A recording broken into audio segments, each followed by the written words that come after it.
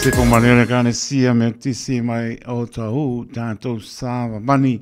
Taimi tole mai leo su pitu minuti wa te ale tu lai lima tau tua pa wale radio Samoa so lima i wa tōru a mōne pia pia la sa surono novema lu olo lima patala patu pa ia maurunga tātou tuno au kilani manu tu tua oi ia mispo o turu a mau ma nor polau so i pō manuia pa aptangi lea tua te tonu o li tia lama me uma ma nā po i vai aso e o mai po i lea sa ea tātou wanga atu i maru maru e fia tu pa tasi o tau pia ngalo mo tātou loto tātou pāti patia aina wha maoni o lea lofo le ri e tau si atu tau si ane i lo tō soi fua e maise o nei o tātou tu asin singa le atoa o tātou o tunu le upe ngā menga tu tōwhia le tua sawa pe nā o nā pi taitunga mo le pōrpora ino le tāra leile so te tonu anu al mana o pore ola wani nganga mo ye morona ma lopa tala pa tuai o le tautua pa wa le radio Samoa so lima e va toro wa mo manu lo to le patoro ino proclame le pionga loia pa yaso le na po pa yaso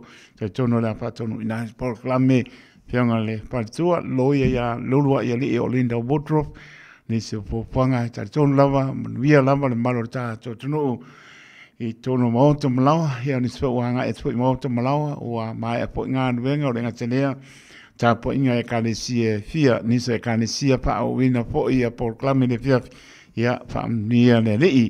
Anga tunai tātou porklame se e pa ile tula e ono, ia o nā tātou se atu e po le tauni ngā roto e peo na masani ai, pia lama nea la leo le tula e ono, pai maa la waa pi ngā roro tātou atua, tai o sauninga sunga pai fi au mano lo, ia pono pili so mata pe a tāne tu lai ono.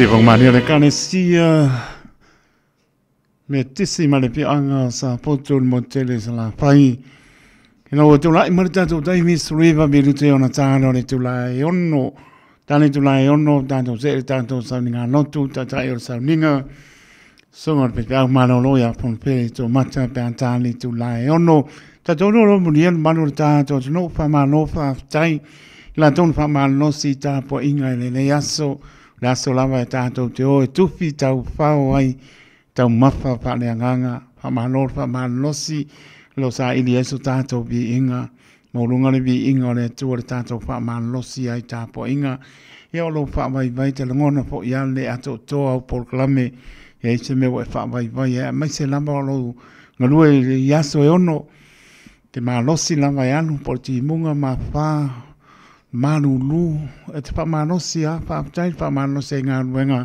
wai tua i aina i o tātou ainga, motu mai mana taula vāne, whaponga mano le atunu, leo tātou i atunu, mau whamanosi, ai olo leo sa, ia, pingo pia lava na whai os whai unga, ia, whamanosi lava, tātou te mau ai pēr, fi le mō, maleanga le leo le li, watu whamanoma whaaptai la, tōra tātou, tano i la tōna lava i sauninga ne aso, Pa'atai whamalosi, whamalo fōi pa'atai la whangaronga pa ia le tua, la tō lama mta pa iore fōra mta lai te ngano le li, wa lama le ia nganga ia ina mo ia malona mano, whamano pa'atai, tātou iai le tō la fōi o le fiafi o la sasuro no November 2 toi pata lofa atu le tau tuare Radio Samoa su lima, e wa tōru a mo, pata lofa atu e tunu maro le tunu, ta lofa ta flava ya mesoi ya toro nei e lava maputa mai moto malawa fa lungo le ana o pa nga ina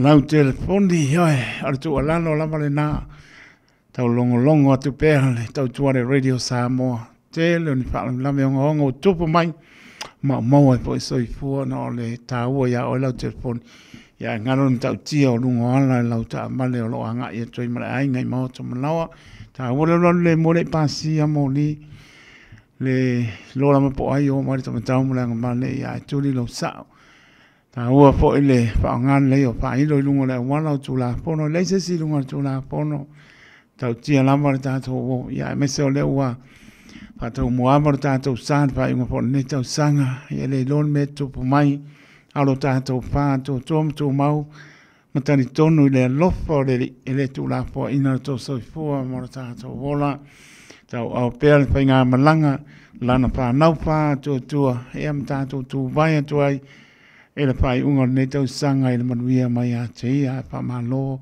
pā tai maro le tunu su fitu miru te ona tāne o le tu lai ono pā talo po le maro le tunu lo pape nā malanga mai le tu ma le tu o ke lope e a mese lama si o tātou tunu o i Samoa lo la tō le tai la tō le ala vi i ala tātou tua ia le ua Patonu ina mai ia toro nei po po ila pe ngai foi pe lo ai mai ngo ma tanga mo mai ma sanya mai se tu ai o tu no pia ia ia tu ten fai bo wana au le ni ia ngai mai ai pa ni le ni la po sei me to fo ia pa pe na la mo na ia le anga le o le ni tale tu la ono o le tato sa ni ngaro tu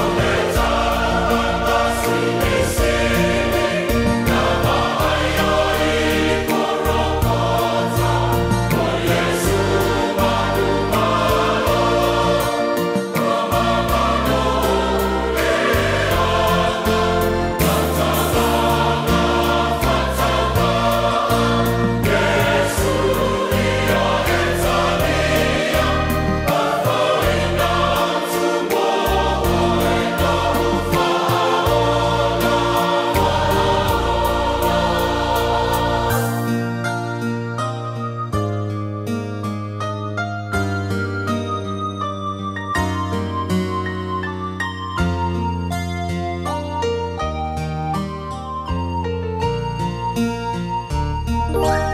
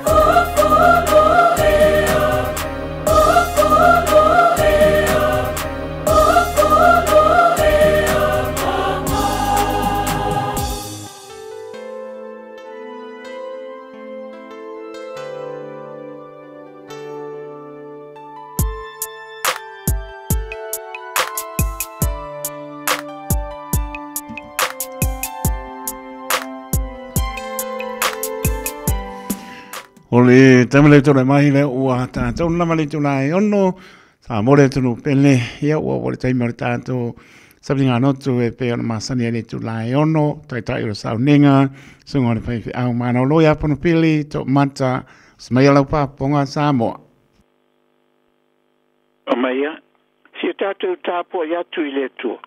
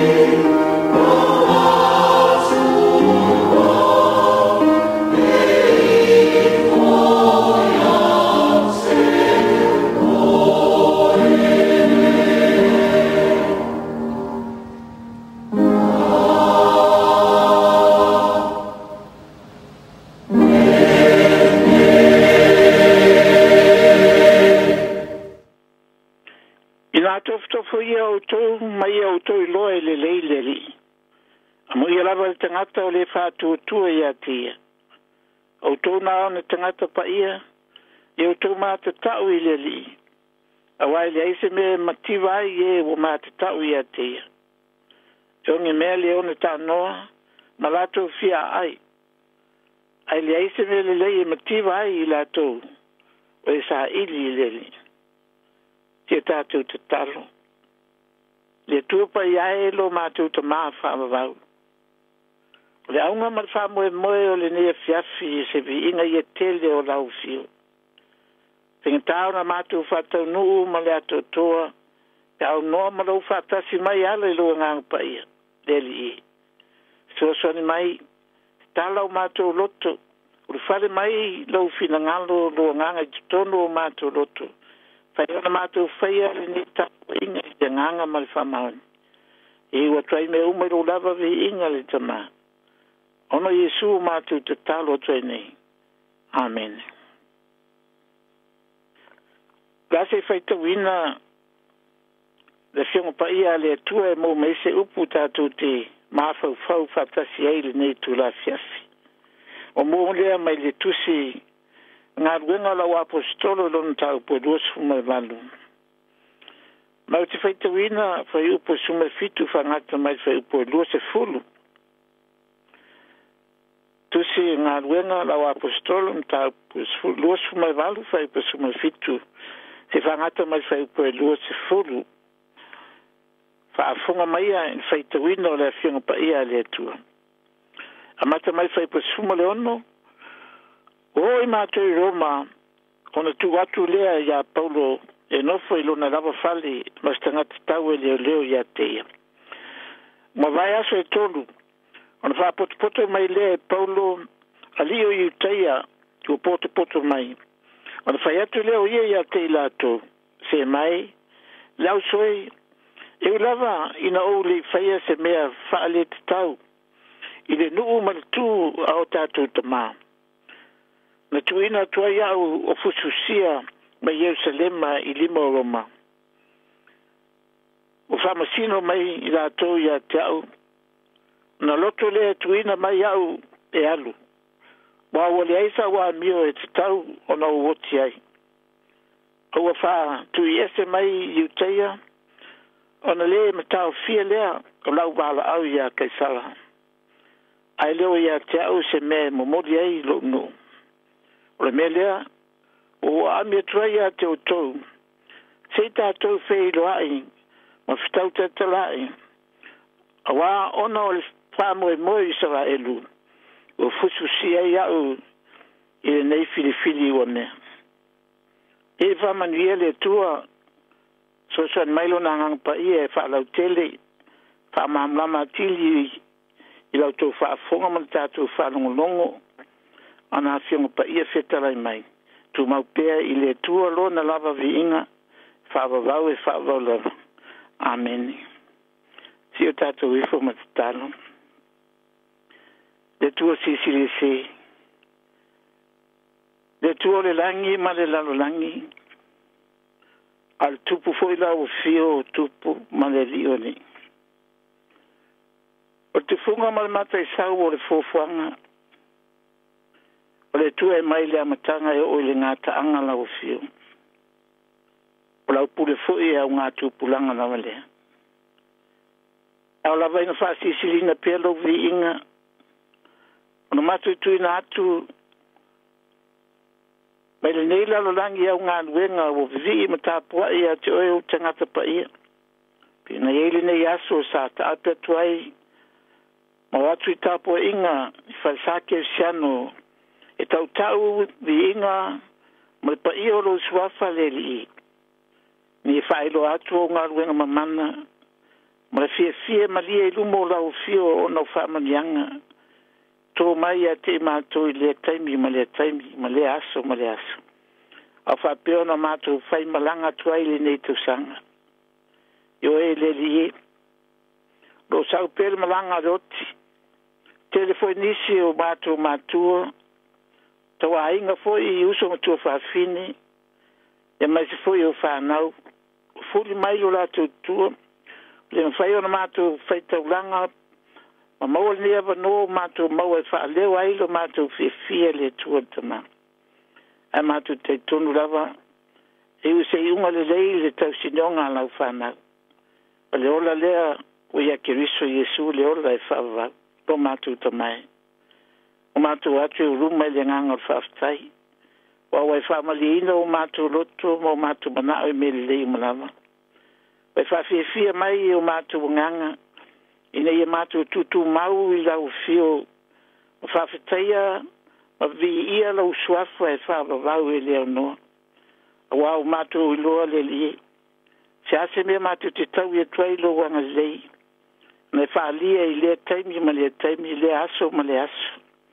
Me teitai manuia mai i le soifu ma le ona. Mai le nā foi vai aso o tōnai. Se o mai foi le nei tū la fiafi. Ngona le leo fia le mafana fana o aula vea i lo mātou bola. Wa ftai ai pea i mātou li nei la langi ma pōpō ngā ma whaingata. I la matia pea le sai fuma leola. I so se mea mātou te iai. I le ngata i ngā luenga fita sa whiangai ma lau whanau. Nisi fwero ngā lulu e pē ngā luenga. Awa o ngā fwoi i whanau iti.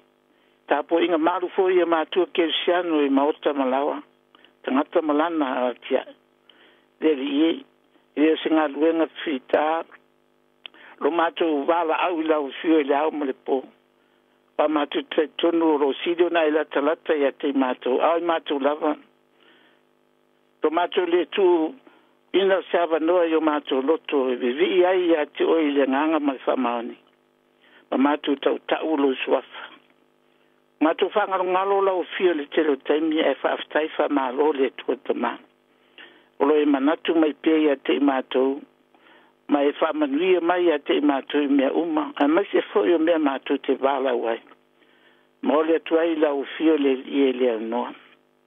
Mātou whaaftai ono le nea wanoa tā ua o mātou tue moa.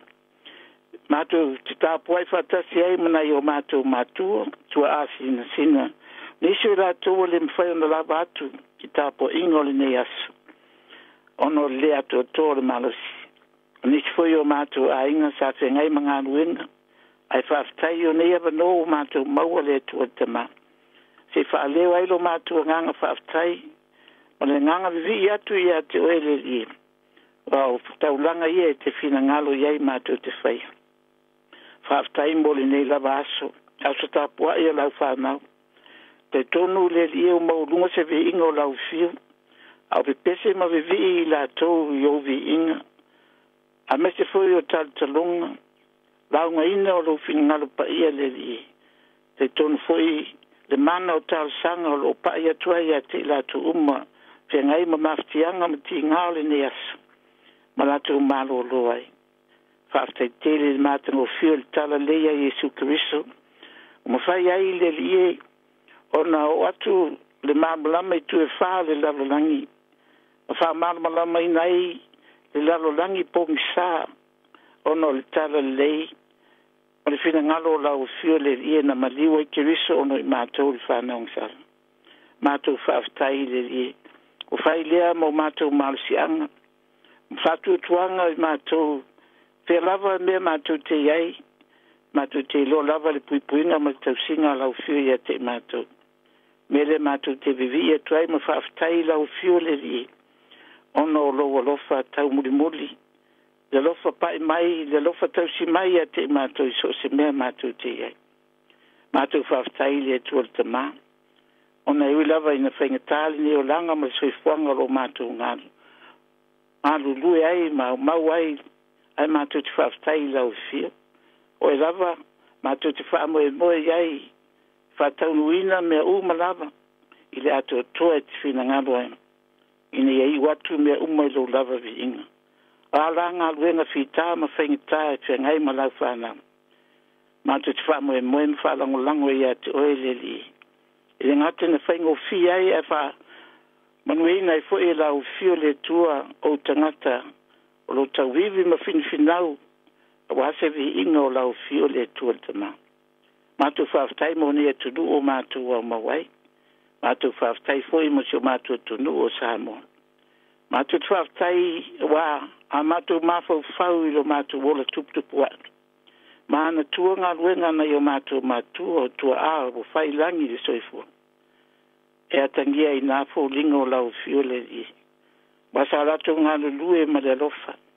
Sa rato whatino ngā luenga uma ma le matau i lau fio le li. Wa sa teita ina hailo mātou wola i ati oe. Ma whai ai o na mātou tele ina o fuo o lātou wanga le lei ngā luenga sa rato whatino ina. Ma mātou manui ai. Whaaftei tele na i o mātou. Oe nā saina le ngasuo le tai au. Paingata o leo langa. Leo o mātou ai nei whaaftei tele na i o mātou. Whaaftei mo si o mātou tunu.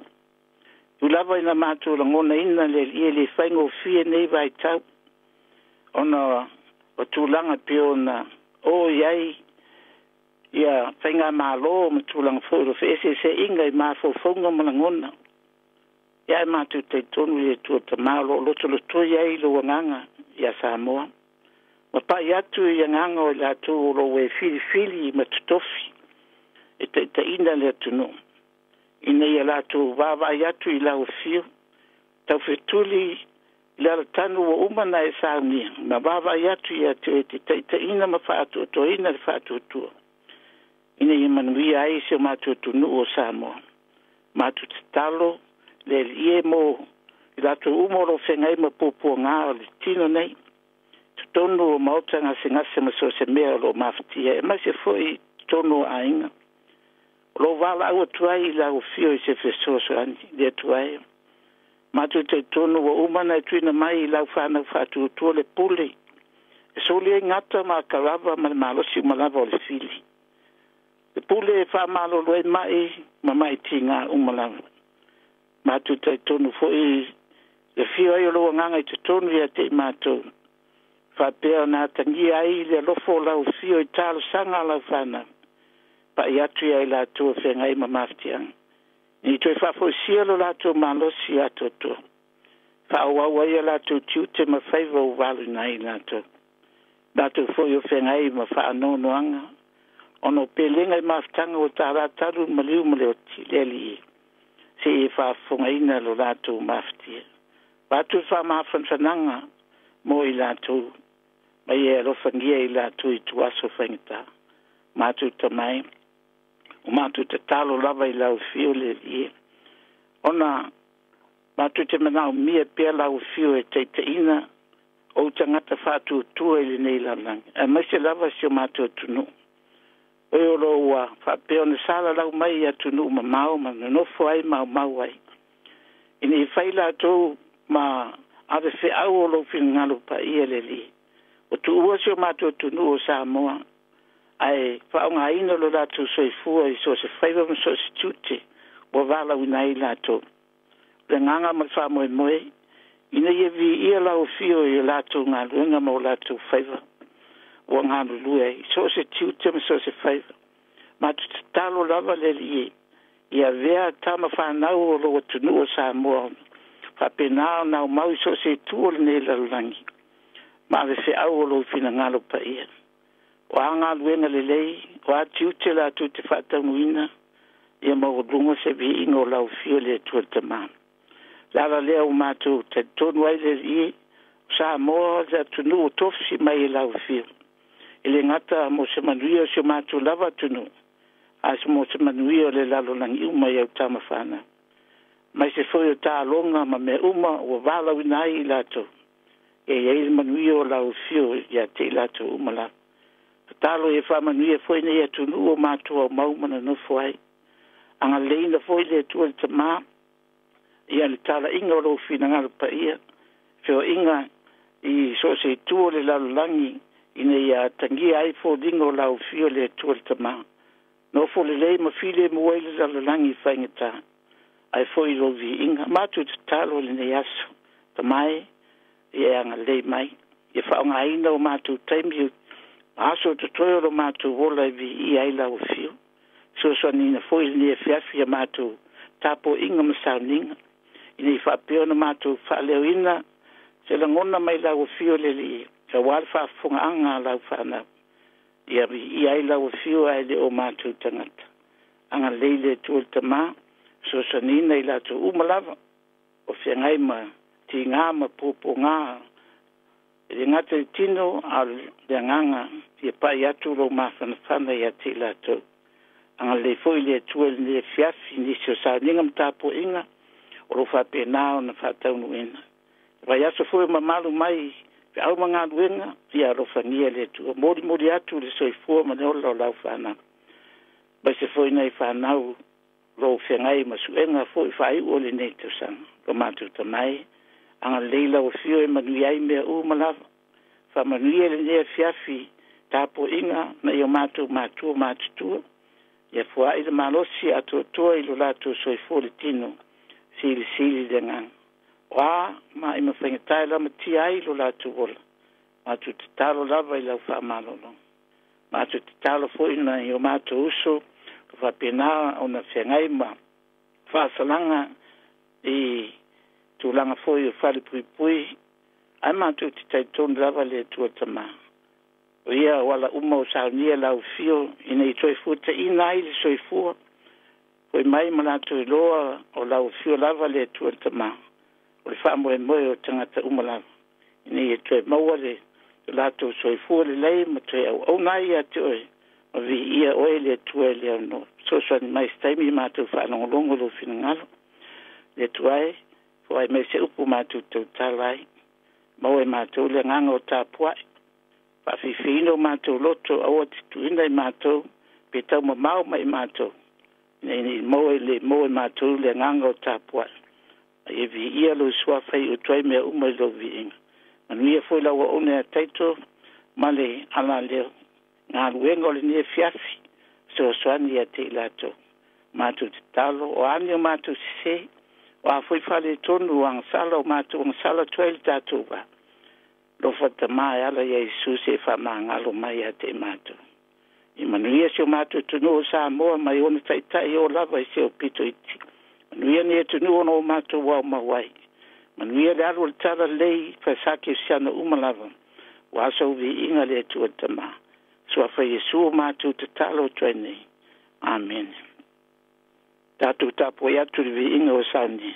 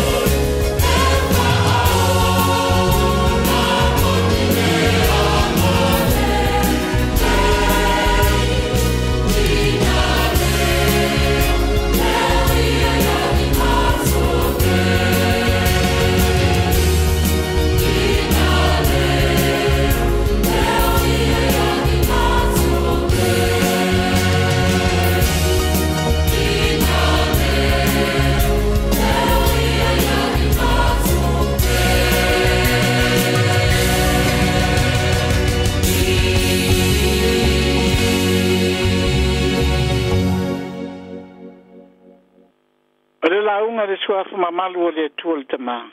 Le alo, malengang pa ia. Amen. O mawal tātou matua mai le tusi lava sa tātou feita wina. Alwenga lau apostolo nam tau podosu ma le malu. Au fifilia se vaenga o le fai upu e lua se fulu. Mai whapelo na feita wina o le fai upu atoa. O le mea lea, wau ami atuai ia te otou. Si tātou fei loai, ma fitau taltalai. Wa ona o le whamoe moe i sora elu. Wa fususi ai au i le nei fili o mea. Ona i upo e fia whama mawhaina. A wā ona o le whamoe moe i sora elu.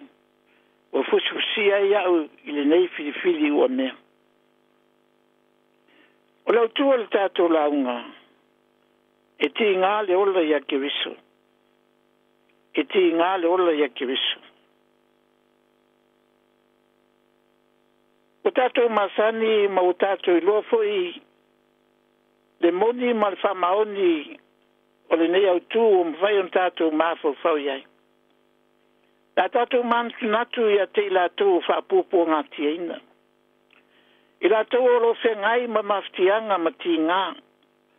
O leo i lātou o lo inosia ma anga leanga ina i tangata. Ono o Jesu Kiriso. O whea lava i so se tū o le lalolangi o tātou maita winai. Lātou o saua ina ma whatinga ina. Tau e mua foi. Ona o le Kiriso malona fina ngalo. Dana foi lea i le whaingo fia ai. I le tuo na fili so stasi. E whaia lona fina ngalo le nei lalolangi. Au lātou ma whai o na lātou o na sai. Lātou e ma whai o na whapalipale. Lātou e ma whai o na on saina ti ngā ma whaingata. E pe o na whata otua Jesu Kiristo da la fua tātou te sāwa wali ai. E li whaingo whielo nā lātou ai le sā tauro. Na ui pua ngā ma whaingata le tau e mua ma le inasia. Tau na malindi lo na toto. Mama liwa i lungo sa tauru. Pape nase la ngono le nei aso pa tātou mafau fau iai.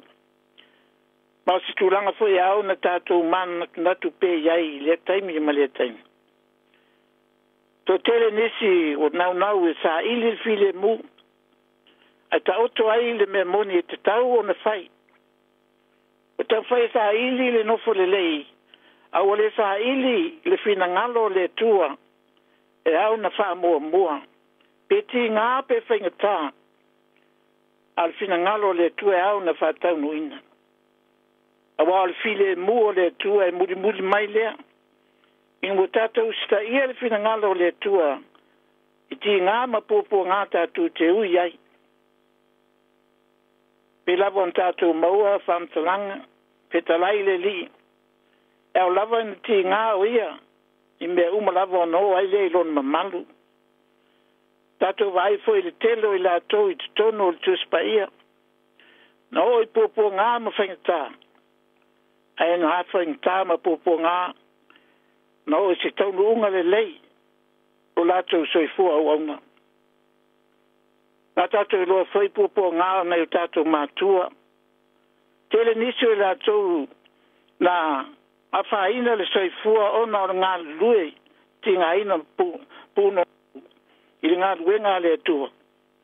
Ai mase foi le whamoe moe i le ngata i na vi ia le atua i a te lato. A se manuia foi whamanuia ai le atua mo whanau. Tato i loa i le whaingo fie le ola i a Kiriso. O le ola i manao mia ai te on sai ma le whapalipale.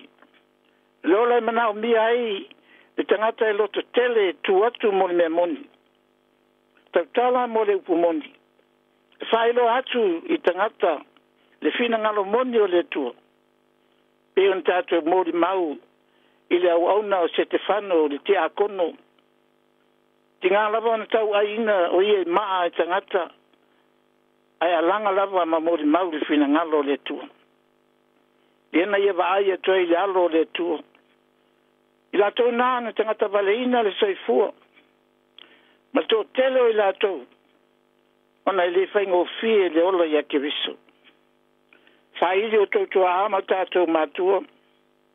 Ina I whasa o loto sa moa e tā puai lo lātou o tua na filifili ai le amatanga. Le whaao le tala le lei na valo ia mai e nā whanua sa ili ai sa moa I le langi. Le na lātou whaau nu ai nisi o tunu. Tangata waleina foi tā maainga manisi o lātou tō teli. Ono tamu whai e sa ili fina ngalo le tua mo tangata. Pa ia tūlanga uma sa moa. A tātou no nofo I lalo ma whau. Ma mana natu I nei mea uma na whai e o tōtu amo tātou mātua. Ma ofo lava le loto. O le mana natu lava I tātou o lātou lava la ngona. Alo nā tia te tonu ia te lātou se manuia mo tangata sa moa.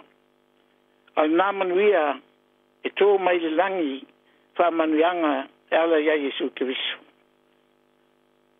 Manatu nā mangona nā la apostolo. O tangata sa pupo ngā tia tele lona o langa. Ona o le tala leia Jesu Kirisu. Nei loa pupo ngā wa uma foi in whairo Jesu ia te ia. Il teimi na vala winai o ia. Fetala ia Jesu ia na nia whairo atu. Ia saulo o ia wo fifilia e whai maipu. E mori atu lo ingoa inu ese. Mori atu lo ingoa I tupu. Ma whanau ngā Israelu. O te fia whai lo atu foi ia te ia. O me tusa o na ti ngai o ia ono lo ingoa. Le ravo wa alu le apostolo malona I loa. E le whai ngō fie le ola ia Kirisu. Au nā popo ngā uma manati ngā. O se whai unga I se mele le e le ngata na vi ia I le tua. E manui ai o e mau. Manisi e mawhai o na lātou. Tangona ina mapai atu ai e whina ngalo le tua. Ua tua ina lava Paulo ma watu ma whamasino ina o ia I lumo tupu. O mamori atu o ia e tangata Iuteia. Ona o lātou le talia ina o le suafo Jesu Kirisu. Atu te le fia talia ina le tala le leia Jesu Kirisu. Le na latu mana nao ai e whaasala ina. Whasio tia da apostolo. Na latu awatu ai o ia I luma o le tupu a Kiripa. A mese foi I saitai o Iuteia o Feso. E whamasino ina ai o ia e tusa o maritusi sa tātou whaitawina. Io e mawai nei tupu ma nei tangata taitai o Roma. E le aise mea e te tau ai o na whaasala ina le apostolo. Na lona mori mau lava le suafo Jesu Kirisu o le whamoe moe lea o Israelu. Ai pe tai latu te leta liaina. Na manatu ai ia Kiripa mafeso ina I tu natu loa la apostolo e alu sa roto pe tai. Tale mawhai on ta whiawhia tangata Iuteia lo latu nau pea whaasala mwhasioti le tangata ua tari tonu ma whamaoni o le whamoe moele manuia Israelu o le suafo Jesu Kirisu. Dale tala o tātou maua. O inana langa I Paulo ma whai mai e fia tu I luma Kaisara. O Kaisara o le whaao le o tupu uma o Roma. O ia o le tupu sili o Roma. Lewa manao Paulo e fia o ye e tu ai. E tātou te foi I ngalo Jesu Kirisu na vala unai o ia. E whai o ia maipu. E molina lona fina ngalo. Inu ese a toa matupu. Mai whanau ngā Israelu. Lea lava. Ua whatau nuu. E la apostolo e tusa malona vala wina. Ia tu lava I luma o le tupu. O langona nā lea o lo whapeo na tātou maita wina. Langona le tala le lei. E mori atu I e tai. Ina ua manatu Iane Viliamu e fia ave le tala le lei Samoa. E le ia seisi ina mawhau iai. Manao lava I o le tala le lei le tupu o Samoa.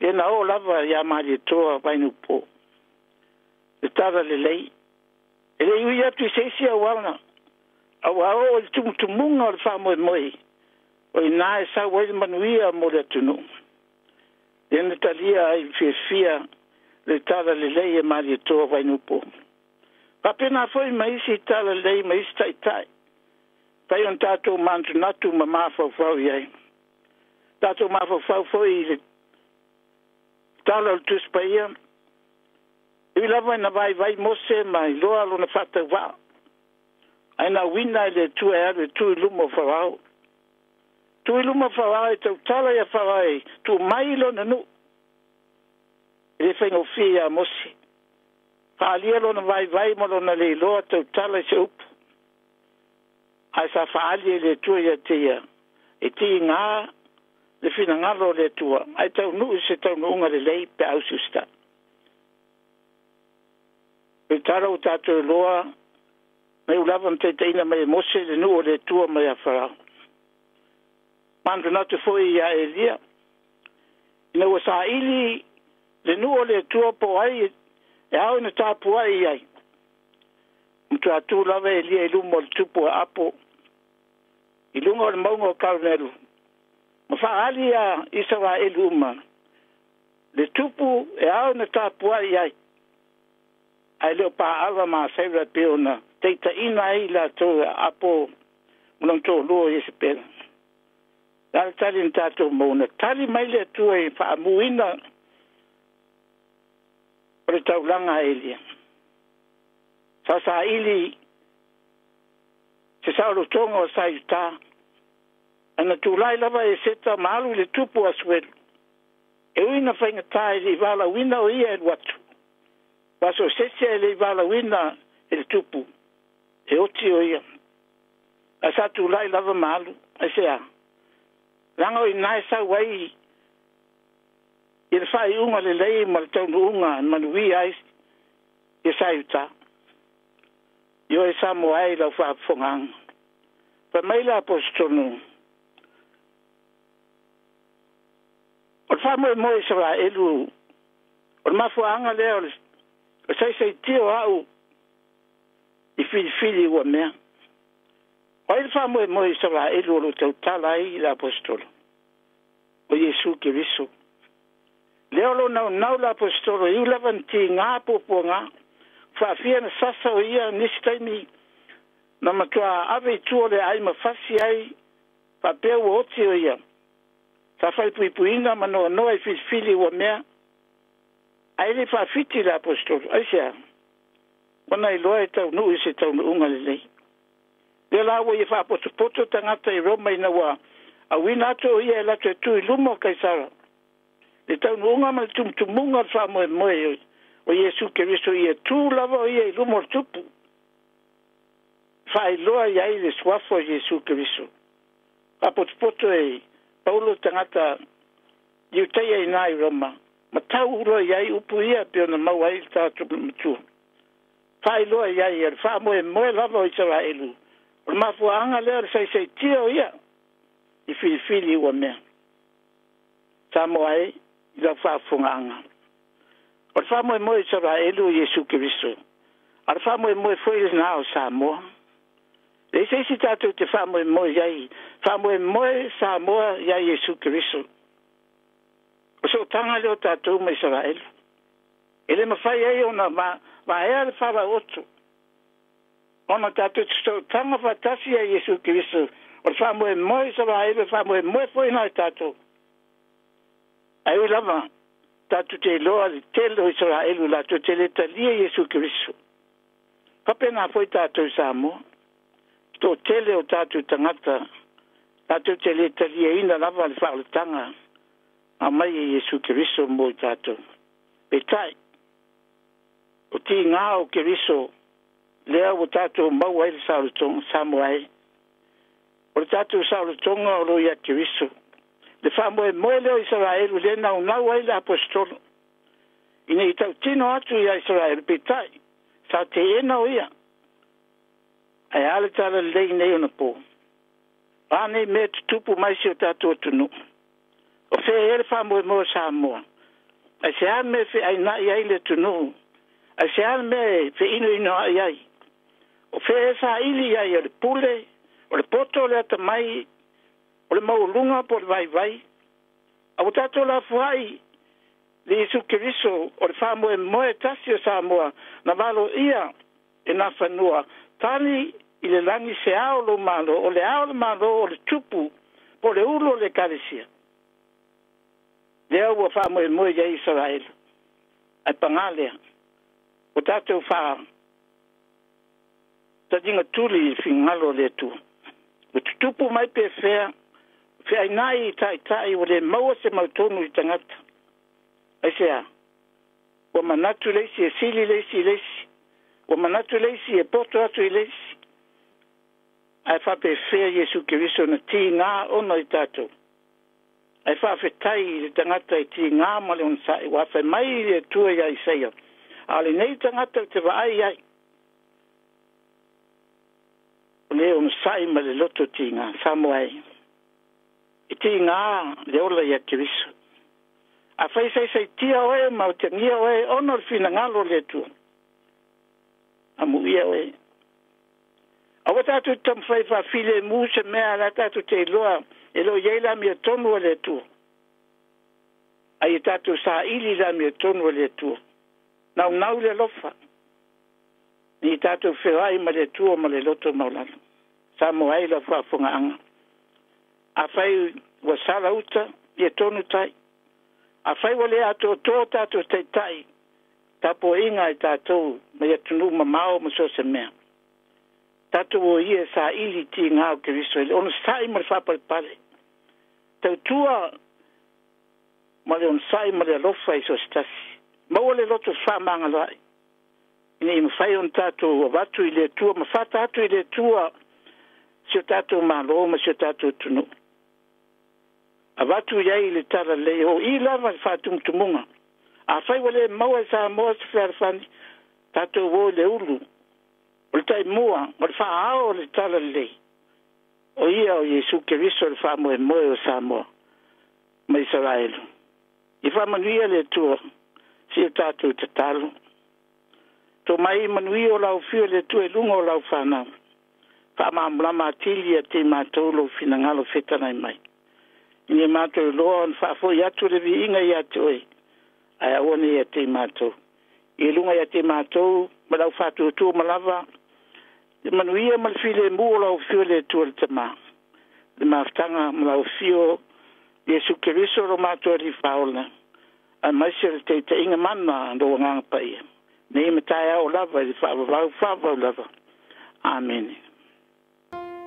Love.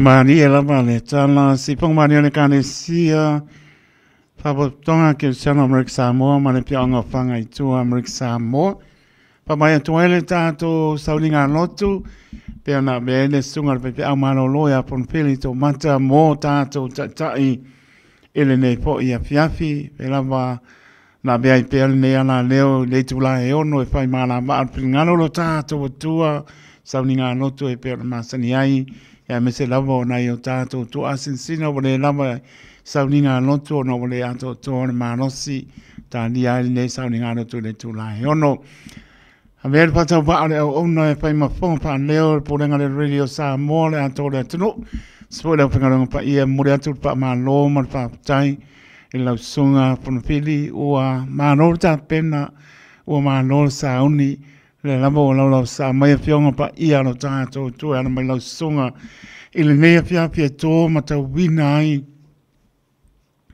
lo tato soi fu ma le ola pa le nganga soi fu mo la nei la langi le tu mau pa tai ta pena pa ta fu ma tu mai tai me mo mi al so sani a meso la penga benga ro pa pena mo mai a manoa e al pa ta la lat fo I ane Radio Samoa matani mai tātou sauninga notu. Matu wali whaapatai telefon fili whaapatai. Tātou namalo whaangaina pēr le lua soifua, matpatua tutalua. So se ala e maiso e kāne sia po i o to e ngā nui ai. Ina ua e manuia whaiwa sā lua. Whaapane ne manu ai e kāne sia. A wā lamar tau suino le mai o soifua ni a nganga mo ia marona mālo po le pane. Mai nei tau sanga e tele sa lua ngā nui ai. Ngā venga le tua. Ia le alama e whao ngā ina pēr le lua soifua. Ia wā lamar tala le Yesu ke riso. Tu maur pau unga le ni ia o lua marpatua. Tu lua pon pele misfole no poano. Kāne sia māla au. Ia tu la ia li tō vine. So sani po la o whape nao na pia ngai ma mano longa. Sau nia ne ni se lau lau le tātou e pēno e manuia. Po launga fo I whaai o ole ne tau sanga. Lua o lua lima. Tau via spatu pa u se le le tupu maa pala. Pena ngana mo tātou loto le tā ua. Ma le lo loto a fionga pa ia lo tātou. O tua tāp saina I pēr lo tātou soifua. Ma le ola wha le nganga. Maulunga I pēr lona vi inga e whaavau. Spono minute o na tāre o le tūnai fitu. Pa uauru tau tua le Radio Samoa nai minute tātou programe. I mauta ngā se ngase, ase singa I mauta ngā se ngase, tāne tūnai manu toi whaolola, leu nua I alofa, tāne tūnai e iwa, tātou programe manu manola o pomoni, o lava pēnā o na pataru ina mai o lo ua malanga I Samoa, pāsta titi sarpea, marparitua, ia tania, ia maua so ta inga o la pataru ina pēa, le la programe le tūnai e iwa. Tāne tūnai spulu, ia an tātou se atoe le toi proclame tau longo ato tau lunga po leo tau tua ale au ona pata a toi pata lo pata ale pe mo lunga tau tu ma lor so I fo mo nia ma lor fo lau tau va ai tau pia po ne tau sanga wo o lima pa ma no nga ru lue ma no po lau ta po inga na to le tu no lau po inga venga sto pia le tu o lo va pe na pa no no mo a wasa mo mo ta au lava nei whana weti, whaaktai le atua, lana taita inga pēa, me se tautai o ia o tātou sā, ia o tātou fōlau atu ai, i le whai unga le nei tau sanga, ma no whaaktai. O tunu e mau, toi pata no whātu, tautua le Radio Samoa, su lima eba tolu a mo, o lo tautua atu, pitu aso vai aso luas por whai tu la.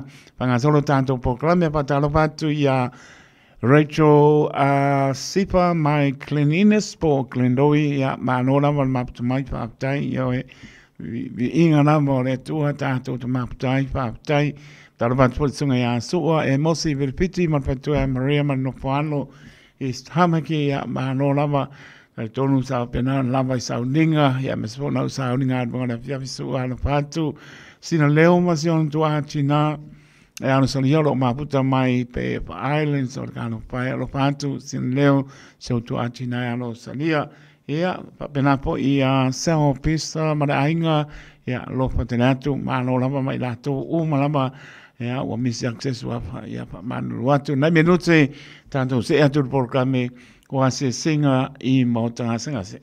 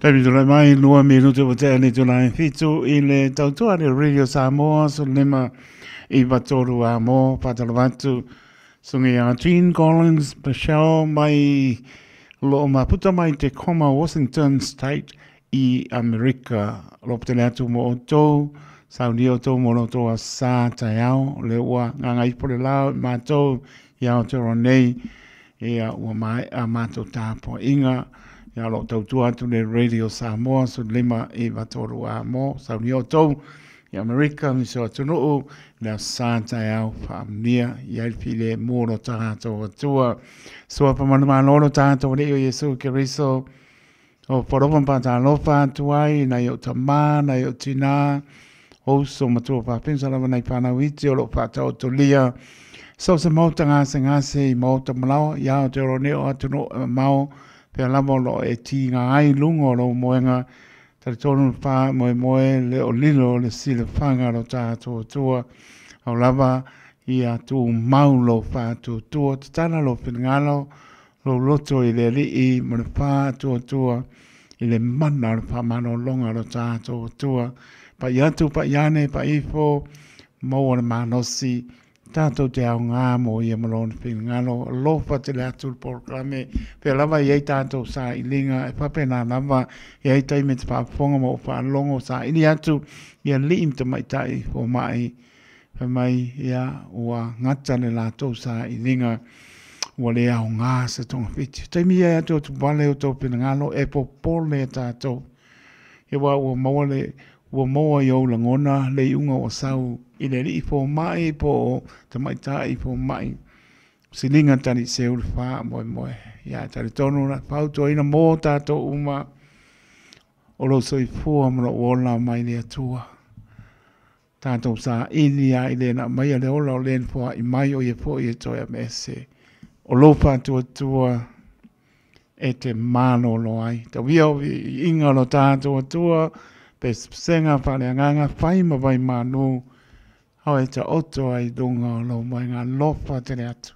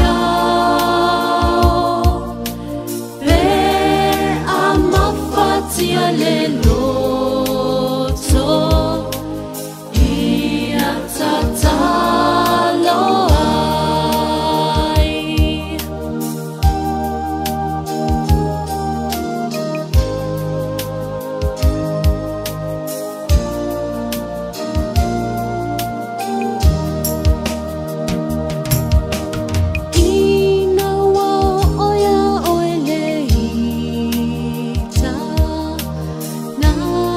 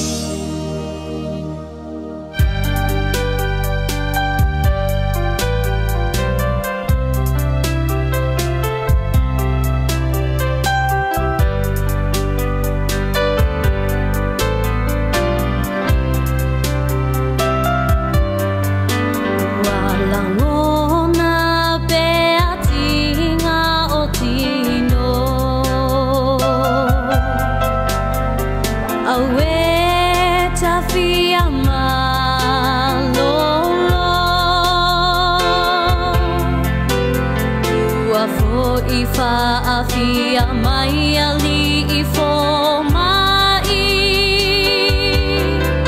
e te ai fo I le tinga masani Yesu e uana o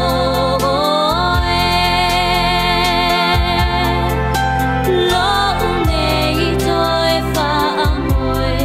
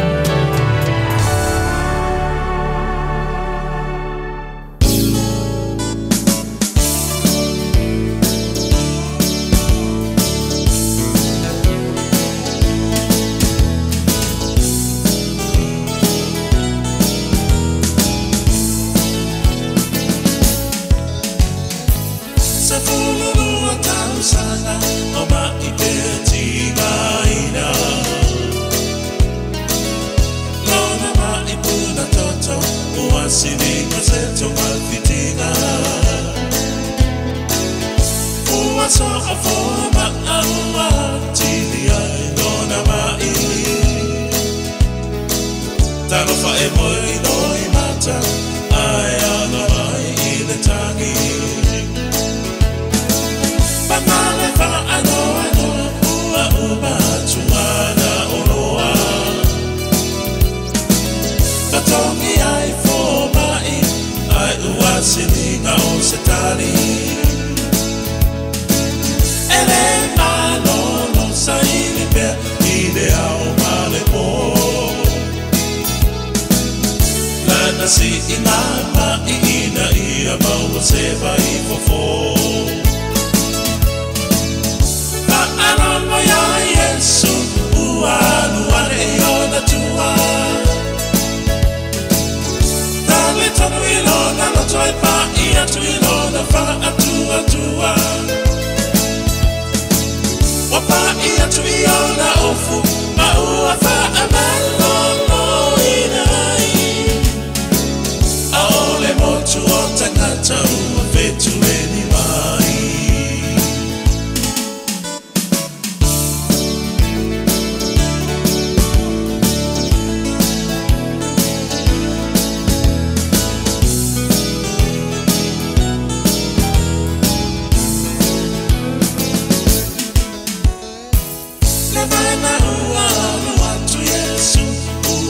Ale tonu Kasili atu itangata O aina pa imai iona ofu Aona au so o walato Pa apea mai Eto atele le motu o tangata O feta o mi mai Sila sila solo Yesu mau sila fiaina Letina lena mai ua fa ama lolo ina La ua fa fine wae ona ino fa atua tua Ilo ma itinga itau sanga e se fulu malelua Alongo ya Yesu Ualuane iona tua Tali tono ilona na toe pa Ia tu ilona fa atua tua Wapa ia tu iona ofu Ma ua fa amalolo inai Aole motu o tangata Petu leni mai Alongo ya Yesu Ualuane iona tua Tali tono ilona loto e pa Ia tu ilona fa atua tua Wapa ia tu iona ofu Ma ua fa amalolo inai Aole motu o tangata Petu eni mai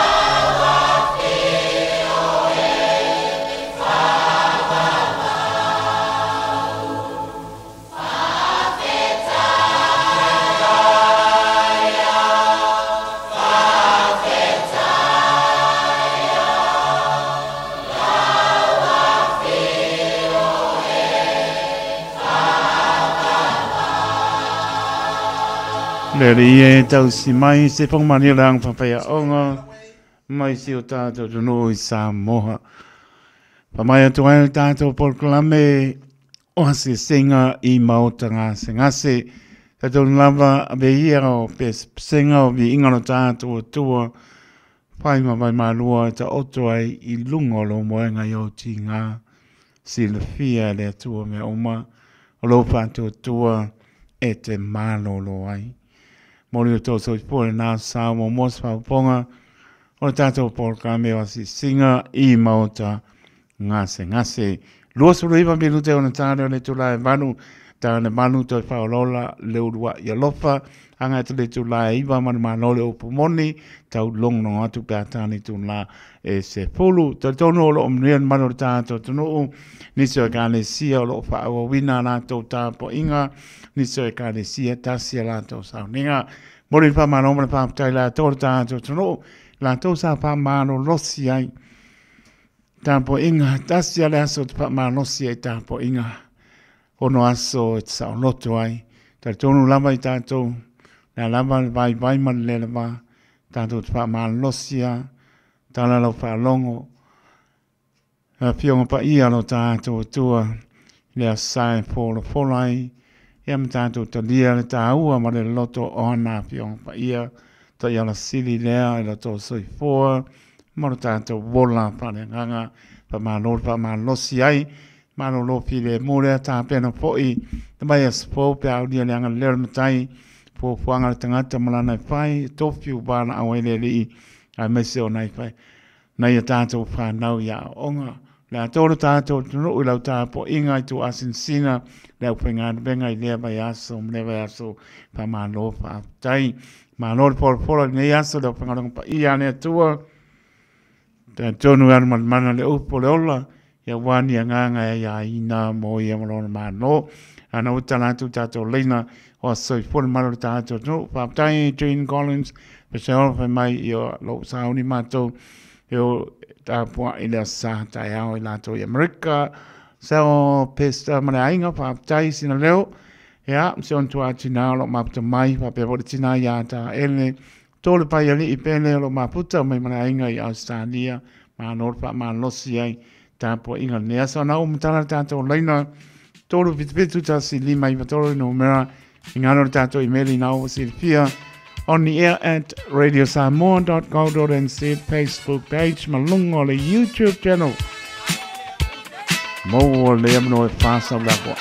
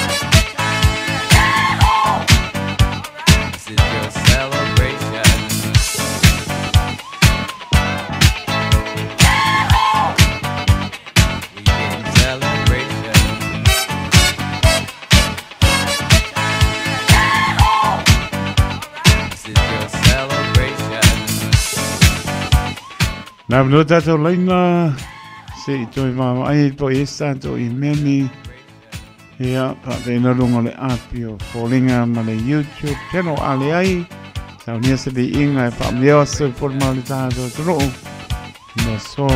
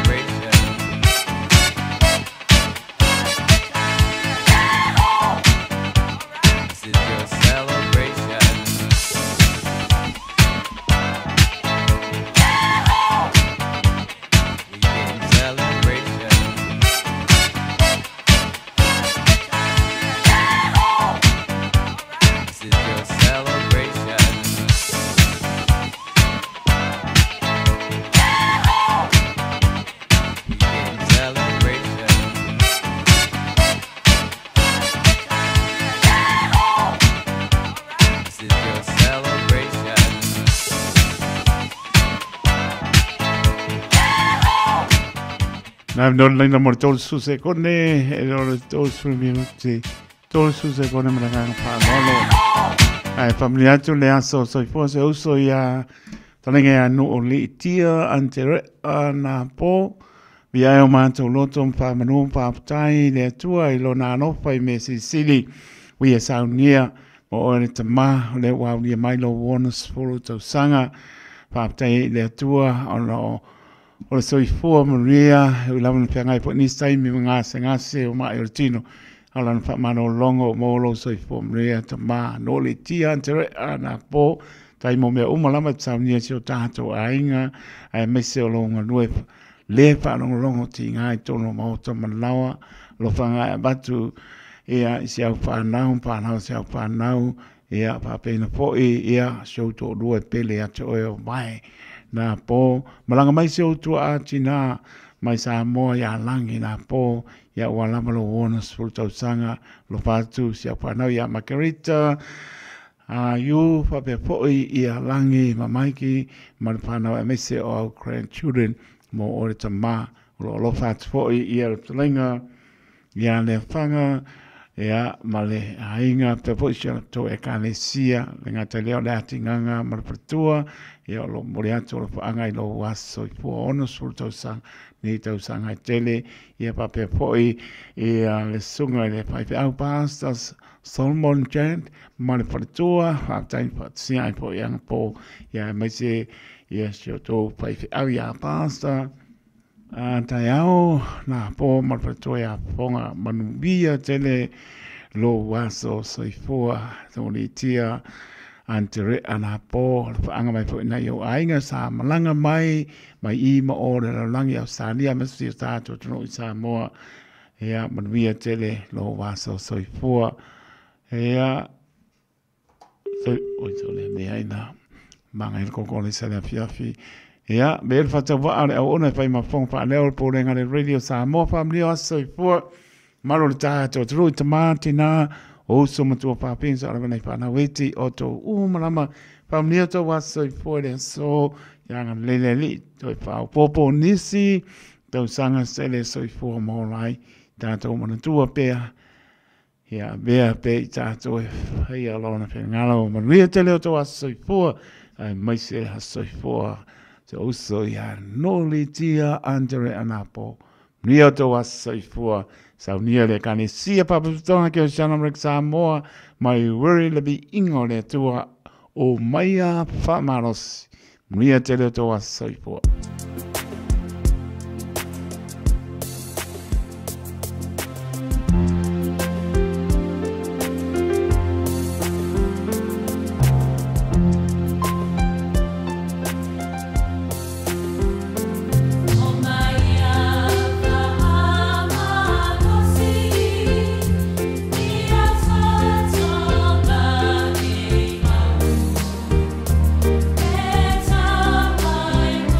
Yeah.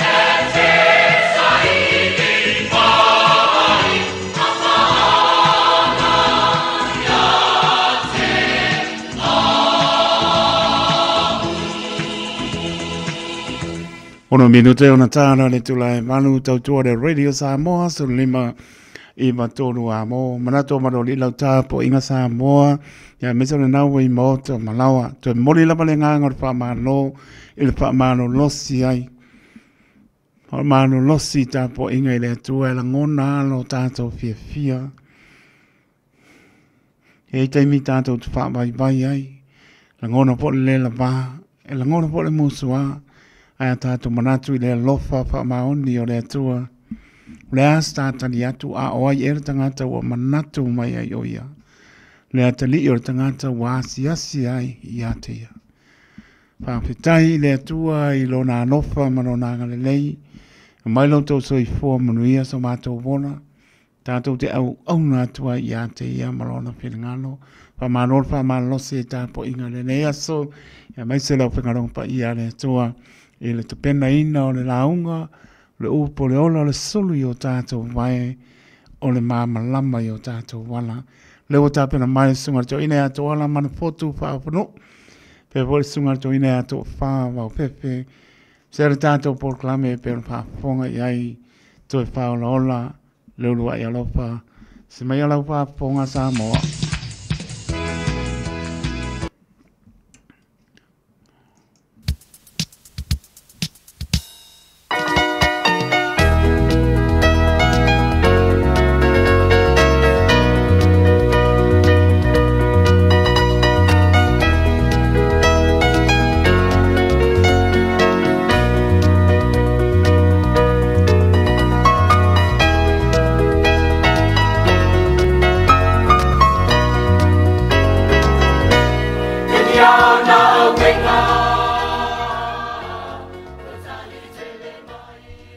Fia fo ia toe whaatalo whātu si o tātou atunu pele Samoa I le nea fiafi.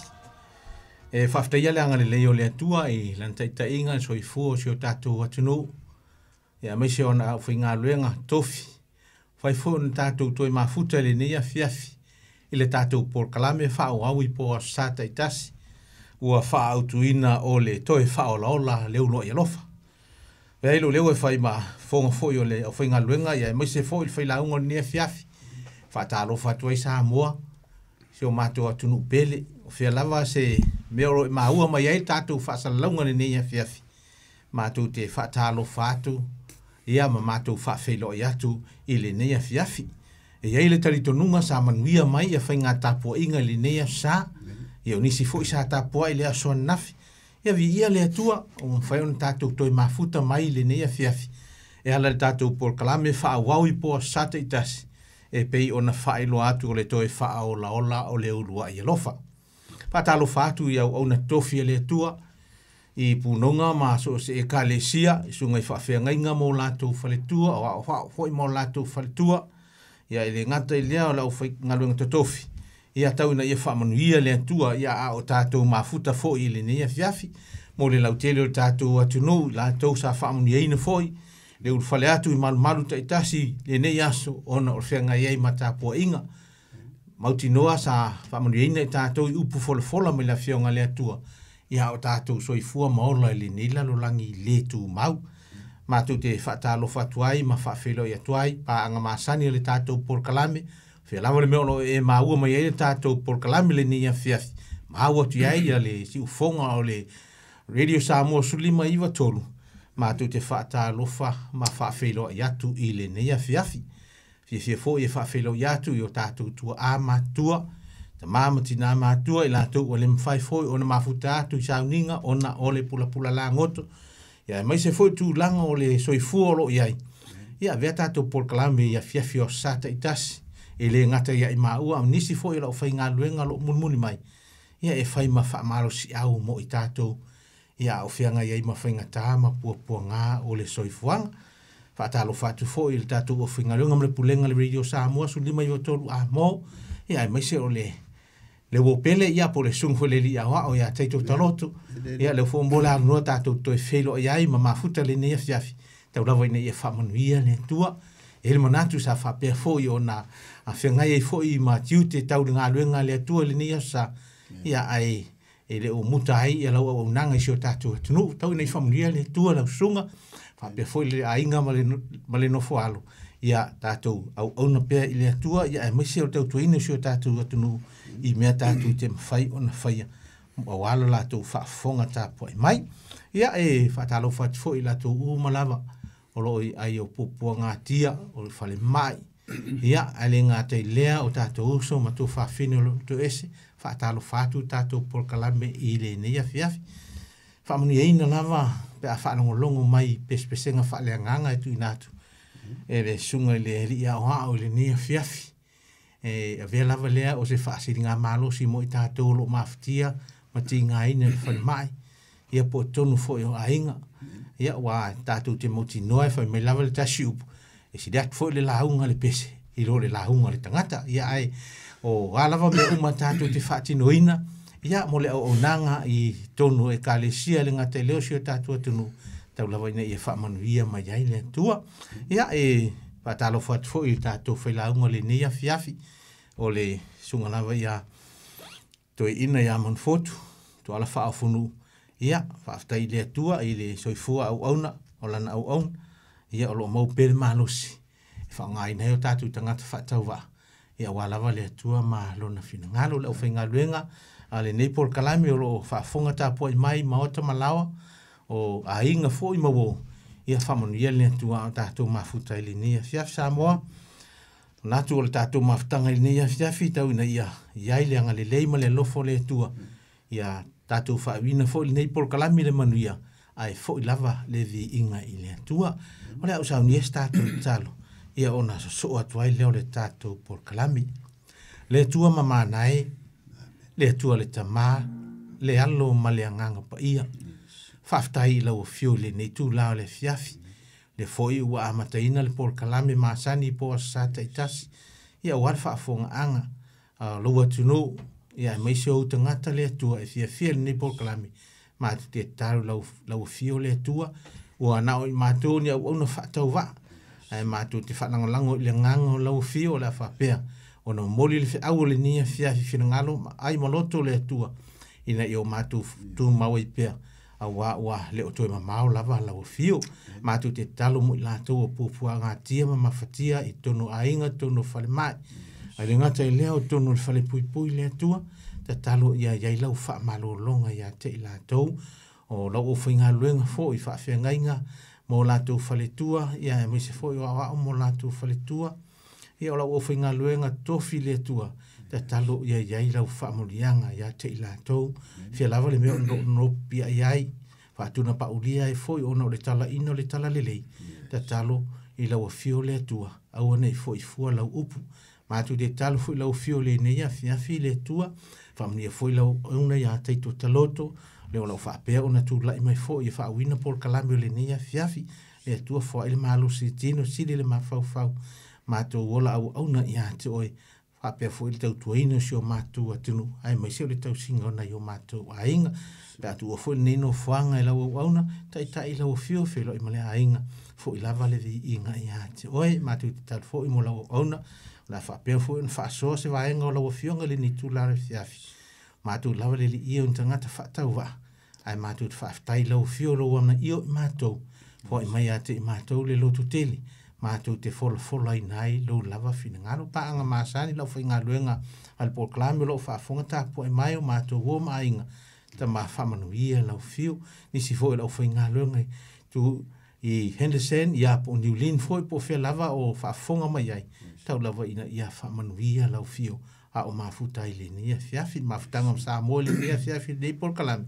Mātou te talo ia tātou ma lau fio se o in whaimina fo i lava le vi inga ia. Te oi whaftai mo lau whafonga mai ono Yesu. Amen.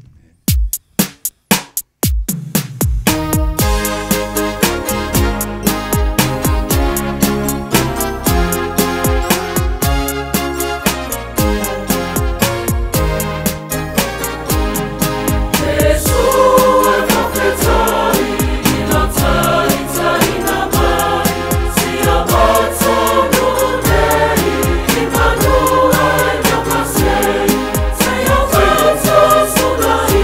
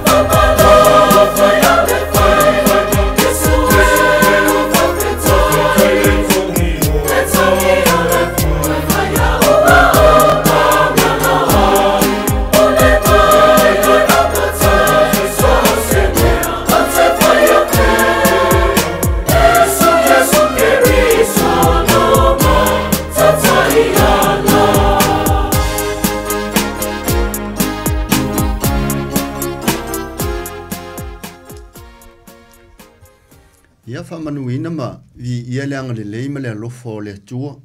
Ma manu matamata te tele o le nevi inga. Wha au tu i le alofa o le taulanga tongi ola le langi. Yesu o lo fina ngalo ia whaia pia. Ai wha alo longo ai mato lau wha nau ma muli muli. E whaia lo fina ngalo ini tamima ni aso to toi o lo mato ola. Ia vi ia le atua. Tato paanga masani.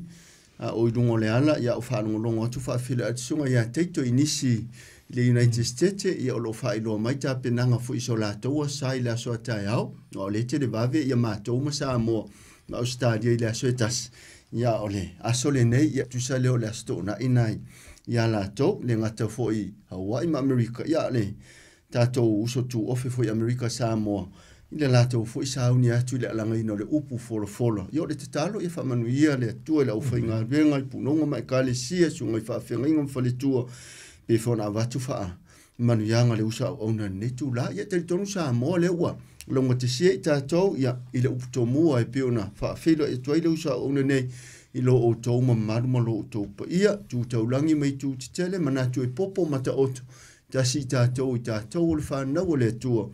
O le tua lo tātou tamapa ia o le soifua e whaavau. Ia, whaafilo ai whaapitoa le ai ngā tua le tamale alo ma le ngangasa lo tātou tamale tutuk taspa ia.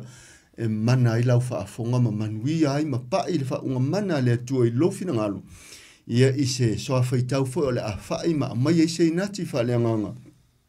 E ala mai se mata upo le afionga pa ia le tua. Tari tono lo manui atu se i tātou i lava ilu i tau o whaanonoanga, i o whaafita auli o whaaloe lave, ma le malanga sa wale oti, o mai foi o te moni manganga leanga, ia ai siri lava lea lofa o lea tua, whaalia i lo tau so i fua maso uola whaatau. Wa, ia manatu le netu la fiafi o le te taro lava, ia tau lava ina ia le lau whaafonga, so sani mai foi lau whaafonga, so ma ole ato o toa, e matua mai, tō whaatu fo inani la ngona, ia te o tō matua whaitama, ia e mangalo aise whaatau waa i le ato o toa o le whalewina o le upo le tua e meisa o le whaitau wina o ana fionga whaawina. O le tusi whaitau mua leo la au whaitau wina le parakalafa whaai o le tusi lea o le marekoron mata upe fitu ia o te whaitau wina ia le whai upe torusu manitase whaangata ma le whai upe mulimuri e torusu mani fitu. Umona o whaitau wina le tusi lea o le marekoron mata upe fitu i le parkalafa mulimuli i whai upe tōru tase anga i le whai upe mulimuli e tōru sumale fitu. Ia ona whonga ina le usa ona nei ia le ia kopo mua au lona whai upe se fururua e whaangata le se furu ma le 5.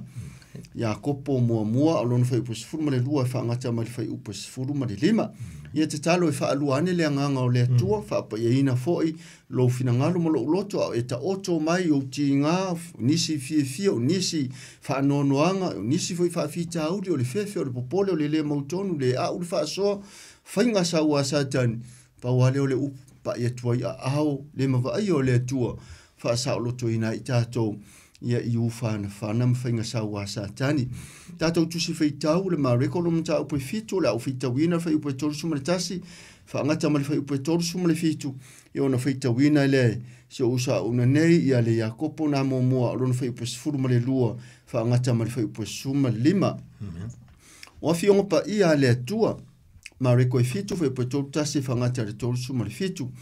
Ona toetu ua lea e ia o le itu i turo ma saitonu, wa o atu i le vai o karileia, wa ui atu i le itu i te kapoli. O na lātou au mai lea ia te ia le tangata tutuli ua leo o olo. Wa lātou ai oifo ia te ia ina ia wha e ia lona au i lunga ia te ia.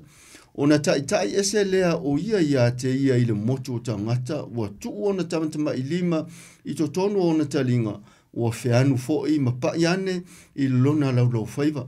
Wa sirisila hae o ia i le langi, wa oi, o na ia whetalai atu lea ia te ia e whata, o lona winga, ia hawa noa. O na pūpūro lea o na talinga, o matala foi le noanoanga o lona laulau whaiva, o na tautala le lei mai ai lea. O na ia vavao atu lea foi, ia te i lātou, aua lātou te tau atu i se tasi, e ui lava ina vavao e ia te i lātou, ua tili ai o na lātou tā la i atua i lava. Ma le whai upu muli, ua whape atu, ma le ofo ua matua tele, ua maalie lava ana mea uma ua whai, ua ia whaalongoa e sa tutuli, a toa ma e sa ngungu, ua ia whaangangana ina. Ia kopolo mta mua, whai upo se furu ma le lua, whangata i le whai upo se furu ma le lima.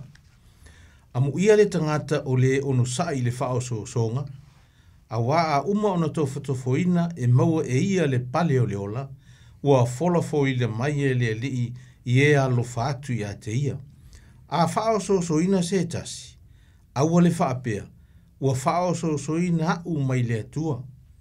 A wā e le mawhai o na whao soina o le atua i me leanga, e le whao atu foi o ia i se tasi. A ua taitasi ma whao soina, pe ato sina ma mai leia i lona lava tu ina nau whai pa suma lima, pe ato le tu ina nau, o na wha nau mai ai lea o leanga sala, a matua leanga sala, o na wha naua mai lea o le oti. Wha manuia te le mai lea tua, i le whaitau wina o ana fionga pa ia. Ia, o lea ua so ina lava le tātou wha soa pe ona amataina fwoi po kalame, ale ne fwoi au o nanga tā ua i lau whanua o kilani, pa tau taia fwoi matua tau langi po le sunga ile. Wa o fwoi a teitau leo mātou mafuta le ne tū la whiawhi, ia ere teitau nunga mātou te le au ngā lava wha a leo a fionga pa ia lea tua. Lea ngau tātou tangata e tū muiti ngā o tofutofonga o wha o songa, ia mai se fwoi o me ui mai isa tani e o lava fwoi malanga sa wale o ti mamai. O le ala tātou te ba ai le tā ua o le soa whaitau lea i le parka la whale sa o whaitau wina. Ona maha natu le ana nafi. Ia sa mama futa foi masiu so nei se isi foi o mausa au onai so matou ainga e kalesia e maua mai le tala mai sa moa ia so tau songa le ta ula volo prare in lo le usole ia ai maua mai le tala fa no mai sa moa ua la vai so i foi so no usa o mole upu foi le fa ngo fie ua koma o la ia i de mautanga se i matou tua ia masa matou si talo sanga tu pe matu ina atu le fa tu tua ile tua ia o le tua lava le tali a fina ngalo ile tua o tele lava fo tato asa idinga se ngase masa ili ai de fa tu tua ile tua tasi ale meleta ula ile tato va ia to e ola mele mai ma ia manu via ne ngase pe tai oni si tai mi sa putu e o fo i talo sanga ma vivi inga ma se singa la o finga lu ngatu to fiele tua ma ni se ia de me alo fo le fa uma ya e mele tali e malo role mai petai o le me sili le fina ngalo le tua wa le lo e tatou ti ngale ta wa mo mata ave totas ai na o le tua na te sile fia i lona fina ngalo lona lo fai lana tangata na fai o le atala le ne tu la fia fita tu te va ai se ngase ese fo ile tu inga ngase o le o lo tau mo fai e su e fa malo lo ina ile mata pu muli lo le tu show o le fai evangeli o ma record on ta po fitu le ta o fita wina to fa fongo te fita wina ona to tu uale e ia o le tu roma sai tonu o atu ile vai o kadilaia o ia tu ile tu i te kapoli ona la to au mai lea ia te ia le tangata tutuli uale o olo wala to ai oi fo ia te ia ina ia fa e ia lona au ilunga ia te ia o le tala mana ia male matango fie le o tu anai ia turo masai tonu o le vainga leo isi foi tangata onu ese wa turo masai tonu e leo ni tangata o le whiangainga o tangata onu ese a o le asia singa lea Yesu e le fatua o ia ina o tangata iutaia mo tangata Israel le ai o le asia singa leanga o le atua na fio mai e launga te si ai so se tangata pe le tari tonua i le atua a o le fina ngalo a lofo le atua na maliu ma whaalava a welo na alo ia whaola ina i lato. Tu sa lava pe i foi tupua, tu sa foi po le are se o manga pe mativa pe le tau aloa.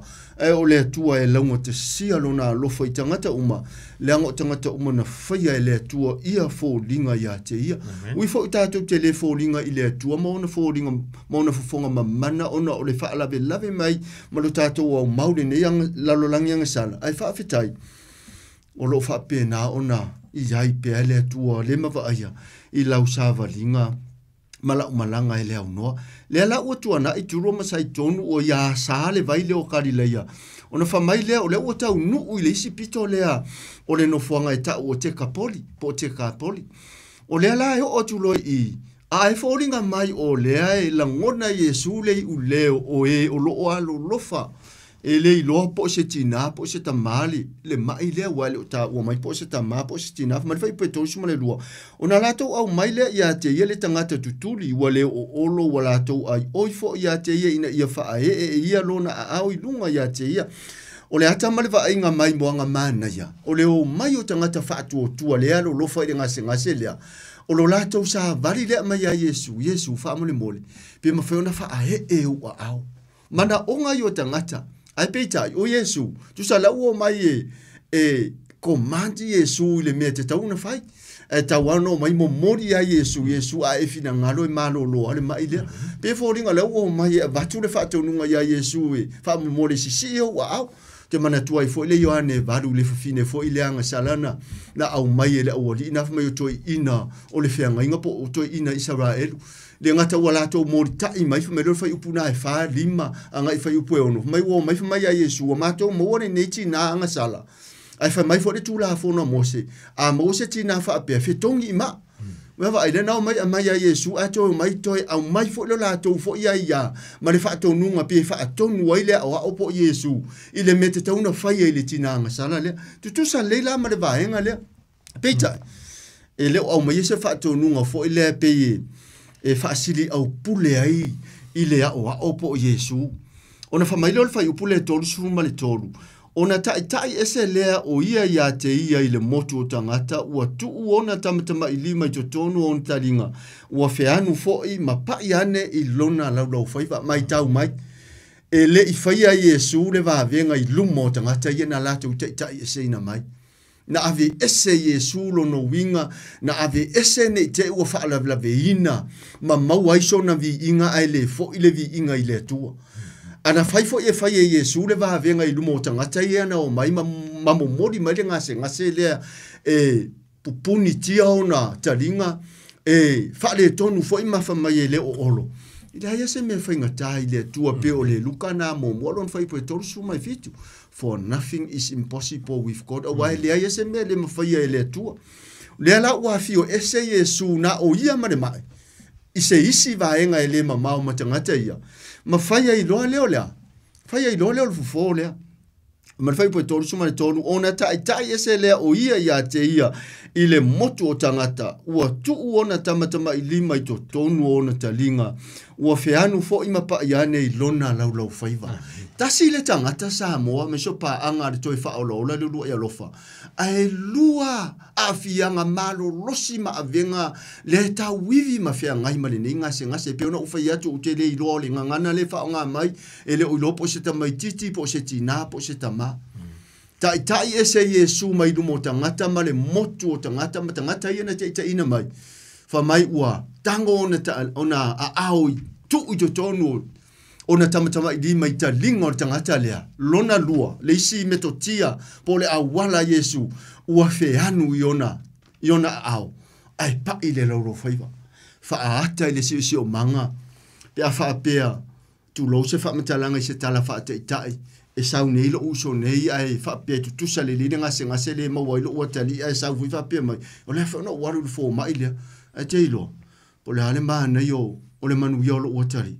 Ya au le toi fialu e fa onga le lo matua po le taula se ale toi ina le fe nunga upo le fe nunga e fa yasi matu ya peta e le ma fai ona compare ina ma fa atu sa ina le fe nunga ta to tanga sala ma le tua ma mana o Yesu la valea o ia o le atali o le universa fa mai e ato toa ona le o ia o le makua i pao a ngei va venga lua kama i dima mo mongo Yesu i karinga o le kangaka le aia le kukuri ko e feangu o nga pai le o le feangu nga le ilonga lima kango i le laulo faiva o le kangaka le i o kere i lo pekaria ngo fiero fiaro se kaura se Samoa e fa o ngangi mengi peita peanga o fai aku Samoa le nganga le fa makala mai pe ka i o le akua e fa le nganga o le fo mai e mamana o le fo mai e paia o le fo mai fai va venga fa mai lo fai upo e tolu suma e tolu ua sisila o ia i le langi o ile ua sisila i le langi o le mai le ua sisila ma te pae le ngase i le mai fa mai le o le vaenga ua la ngona Yesu ua o i le mai fa uila ve lo le Yesu fa upu lava na fa mai wa sila sila o ia le langi ua oi ona ia fetala ia tu le ia te ia Yesu la le o le taimi ana o yele mai fa uila ve lo Yesu fa upu pu lava na fa ona ia fetala ia tu le ia te ia e fata ia atuno ngana ia e peru por ngana eleni fa maile fa Samoa ina o lona winga ia avanoa no ona te paole o le mai lea ina ua uma na pa Yesu i ona tamatama idinga i taringa uma lua ma le fea nunga lea ua pa ile lau faiva te pa lo are ngase ele te pa ile lo te pa ile langi mai wala ngona Yesu wa oi la ngona le uleo so o lo Yesu le oi lea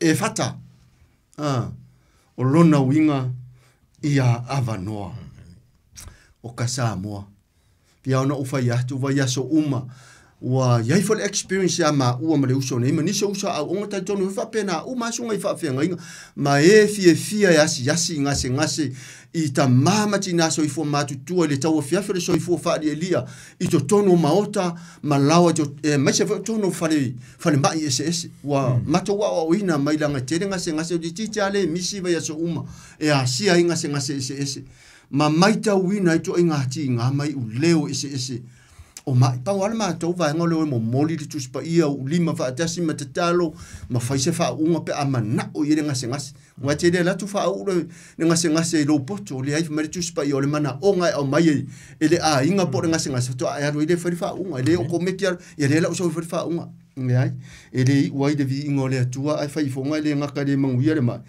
nya ai le to mo mai le ai ngai to so dia tu lo la to fale fa mai le fa amtalanga fa po toru suma le lima ona pu lo le ona talinga ua matala fo ino noanga o lona lau faiva ona tau tala mai ai le o ia le tua Samoa a inga mau pele ai mese nei matua so i fo matutua e pele le loto pa anga masania le tatou pokalami ia manisi ele mafai ona langona ina nei fa soa e o ele mana lo tatou te talo le aia seis taula sea fo ma ia li meta mai tai fa le mai ese o le au feita talo fo ia le me alo fo le fa tua ua na oni au ona fa tauva e au no ma fa unga mana le nganga o le tua e fai fua lava la tatou sa ilinga i le tua e se le mata ngo fie ona uma fa i poto suma le fa e fata o no winga ua avanoa talinga avanoa le fa i le sa le olo tasiri tangata luanga sengase ia matua le lopo le umina fia ngai ai a fe o le te fa fonga mane ne fia fi po ato inga ngase ngai a fia i lo so i fu le se si fo mai tatou te apa ia na o le tua i lo tatou fa tua e taliane e pa ifo ma fa malo lo ina i tatou tu la i fa tasilia ave o tatou moenga o sa o loto ia te uto mai tau mai o le lava matou te ma futa to male mo tu tau langi po sunga la o atu te le lo fo inga se ma se ia ma tu te maua ba te ia fa ma se ma fe kau fo male a ser kala vo si kamanga ma fe kau di so pe nga fia de ma wo nginga o so ale ma ka ke le lo si a fia nga yo tatu tino la le ka ko na tu pe tatu fa ma lo longa mana le tu ia inono anga ma fa ngale anga satan ta au filo ma fa de tatu fa so o ma ele ni me o me ele tu la nga ele make sense le fa yo le tanga ta le tu to fa tupu ai ma yo la vale oti me o mai fa nga o so fa ngale anga satan ona famele fa pe ton suma le onu ona ia va tu le fo ia te ila to awala to te ta watu i se tasi ai ui lava ina va tu ia te ila to wa tili ai ona la to ta lai atu ai lava to te sile fiola le mafu anga le va ia ye Yesu le umona fa malo longa va ia va venga marisisi di eso le tu ai va Yesu o wala ta la te fo le fa fine le dunga le va yo Jakopo meta o poi far tu si Yohane ona mau alfa finele o le vai puna le fa mai Yesu wana sawe utu le vai le Jakob ya ai alu fo mau le vai puna le ngata e puna pea ai puna ai o le lang na kwa Yesu o le ka chole kala inga alfa finele i ba o ia longa fofonga ya lo kala ke le kanga di wo e se ale mafu anga ya le na va o Yesu langa lele i ulana misiona ile i ulana o nanga o le fo ima ya te ia le vi inga ma le isi mafu anga langa lai mata ita satani e ta pena o so fainga e fasio tia le mala malama o le langi na awina mai le nei la lang ina ya awane ila ngona maso solo pea le tala le lei ye la tu te la ngona le upo le fa mo na la mai ya Yesu le fo ma mai lo le ma fa upo e tolu suma le fitu wa fa pe atu ma le ofo wa matua tele wa ma lie lava na me uma wa fai wa ia fa lo ngoe sa tuturi a toa mai sa ngungu wa ia fa nganga ina wa ma lie lava ana me na fai fa lo nganga na tamata wa ma lie ile loa ya lo uma le tatu nganga na fa matala i fo i fa pia sa ye senga se manua e te stroke aima a fia i lo so i fu sa varingo ni tau sang o fai va venga le tu ala tui i lau fai fe au po se tangata fo i me alofa taula se ma fo ma i le ola nei ya tatu te ofo o le wa mai nei tala mo tato o ma li la bana me uma o fai o ia fa lo ngoe sa tutuli a toa mai ngungu o ia fa nganga ina e foringa mai e tasi ngase lea ai muli ani o matua to o tele ngungu mai na longo no pena punitia la tu fa long na fa manu ia ina e atangia le fai upu lava nai e tolu suma le fitu i lona vaenga muli o ia fa lo ngoe sa tutuli a toa mai sa ngungu o ia fa nganga ina la tala no le pruro por numero tele a o le mai le nei e faia e tasi ale mai numero tasi por 5 ula io se tala mana ia mo oi fai foi ona ua si dinga tali se ngase i lo a inga po na ile fale mai ia pa fai foi le te fa fonga mai le sa esa i dinga ngase mai lo fono ni usila po Australia o ima America a tu moto le Pacifica ia po nisi foi le fa fonga mai sa mo la esa i dinga ngase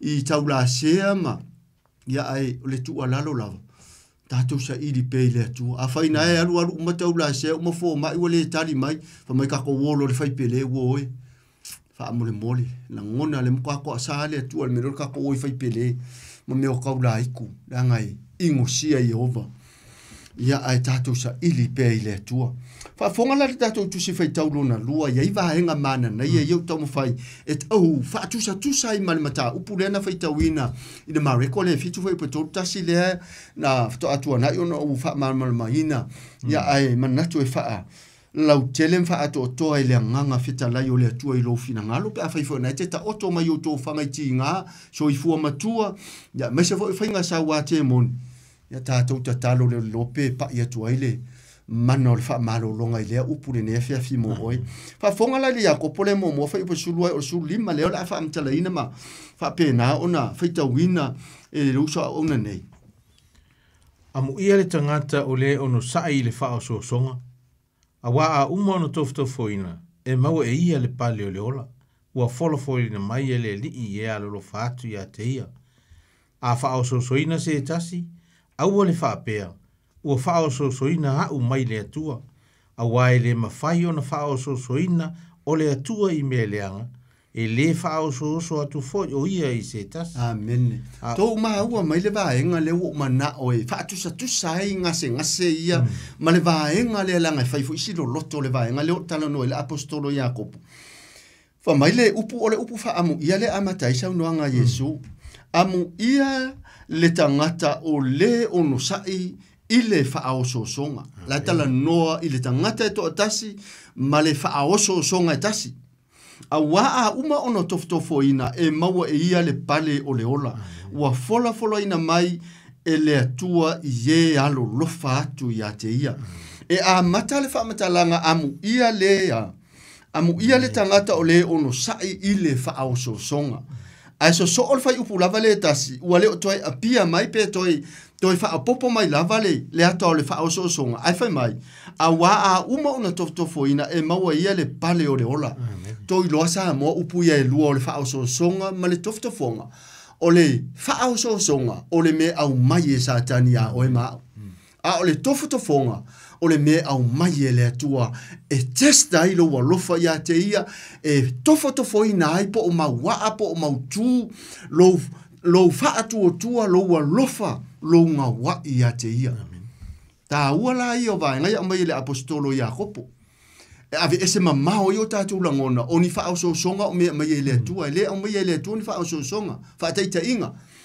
O le wha so songa, wha to a uma o na malele lea tua masau noa lea tua i urua i mātua i e tēna, e pule i la au uma.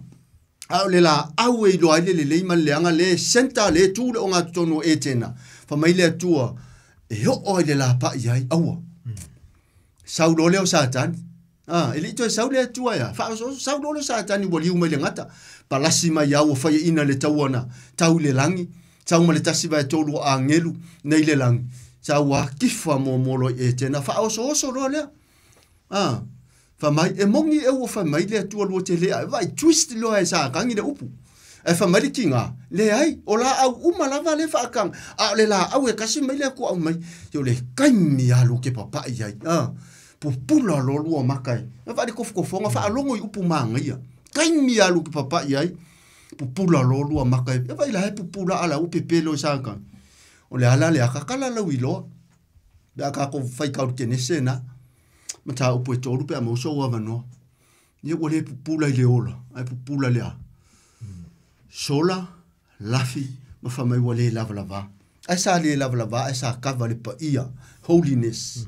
Righteousness le ami o tonu le tua.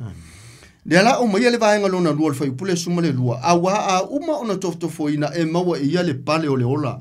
Ua fola ina mai e le li ie alo lofa ia te ia. Le ase toftofonga te sila fia i tono tuspa ia. Toftofonga na ave le tua ia Abrahamo. Alu, tūlai, ave lo watali o lo watali pele to atasi. Alu i lunga le maunga moria. Ma osi mai ai lea. Osi mai le taulanga ia tia. Wile i tali upu Abrahamo. Pena te toi maua le i tala anga o le whamtalanga tuso kenese. Na alu Abrahamo so ta i a Sarah. Po Sarai. Marielo na loto le whamai lea. Ele i maua se taimi.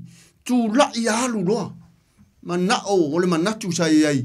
E ono whaalawe veina le tina langa o mene o tina api o lato fatu whana. Alu lo le maa. Ya o le ale ata. Ua i lunga le a au.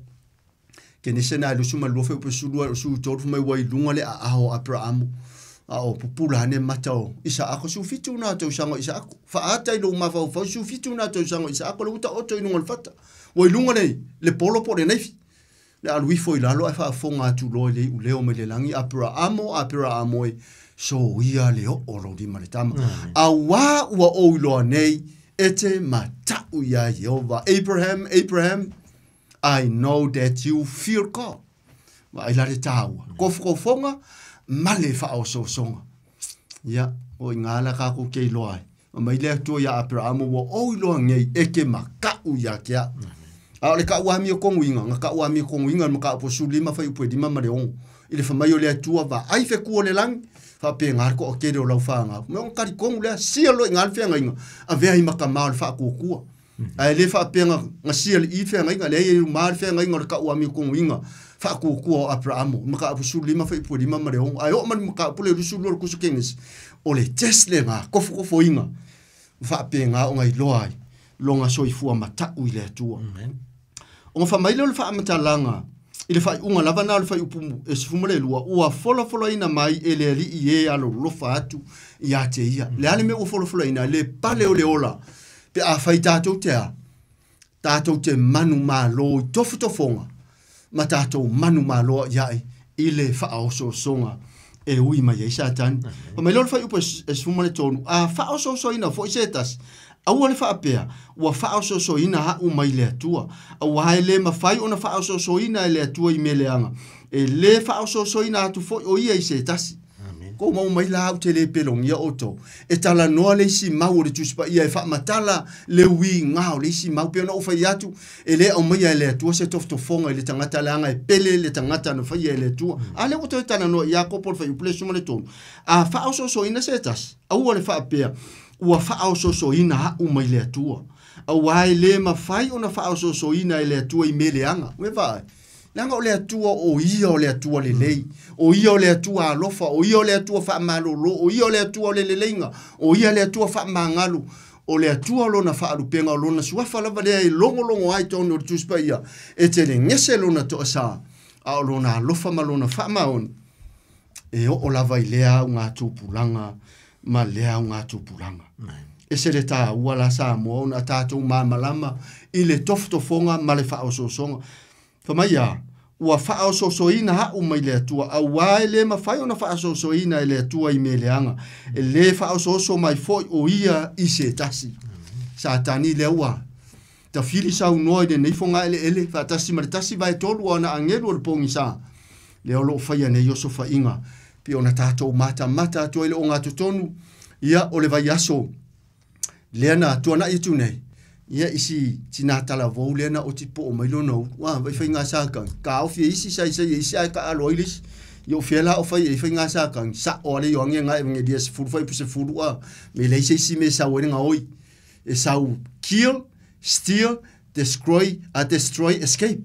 Na mai nga sa wale nga oi, nga pa wale me sa oi sākangi o nga oi, fasioki, whao makia, sola, fa mari fa unga le fa upunga le yane nge dia sfu fa puse fu ma Yesu ana o saune yo to mo wole ola ma ya ma wati le la amen ya le ala wa ma wo fo i va ya u penga fa ilang e ko lima ila to ino fa isa wanga si ne tina tala bon ya la fo wai o le va nga fo ile ole victim support ya si tina le mo le ita ai utato te feita ina tina ya sa tani le usawe e pito i luma fa yana o fa inga tangata e pele le atua o pu fa o so songa ai lema fa una saule atua e fa o so son fa leanga lona tali ima lona finela na fa na ulanga e pele lona fina ngalo fa melo fa po suma fa a wata itasi ma fa o so ina pe ato sina ma mai leia i lona lava tu ina nau fa ila se ma tu ya te lo fa pule su lima a wata itasi ma tofto fo ina ua mai leia i lona lava tu ina nau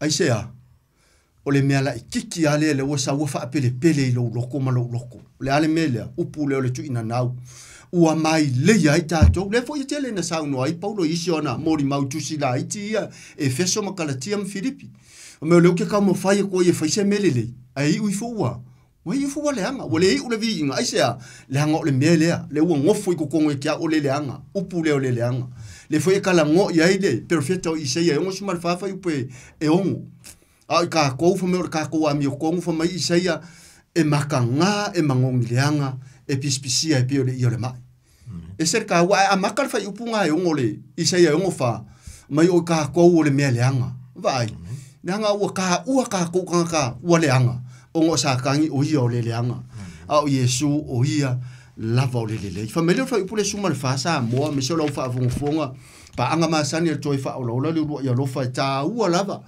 fa pena ona pui marutia le ta to fo longa fa le vai so yu fa na fa o so songa a satani a me so tofo ina o lo so i fu fa tu ile tu a ua ta itasi ma fa a o so ina pe a to sina ma mai leia i lona lava tu ina nau a ua ta itasi ma faa oso ina ua upu leo le tō sina e tusa o lona lava tu ina nau. Le ngata ua tō sina a la usawi ma le upu leo le mai lei.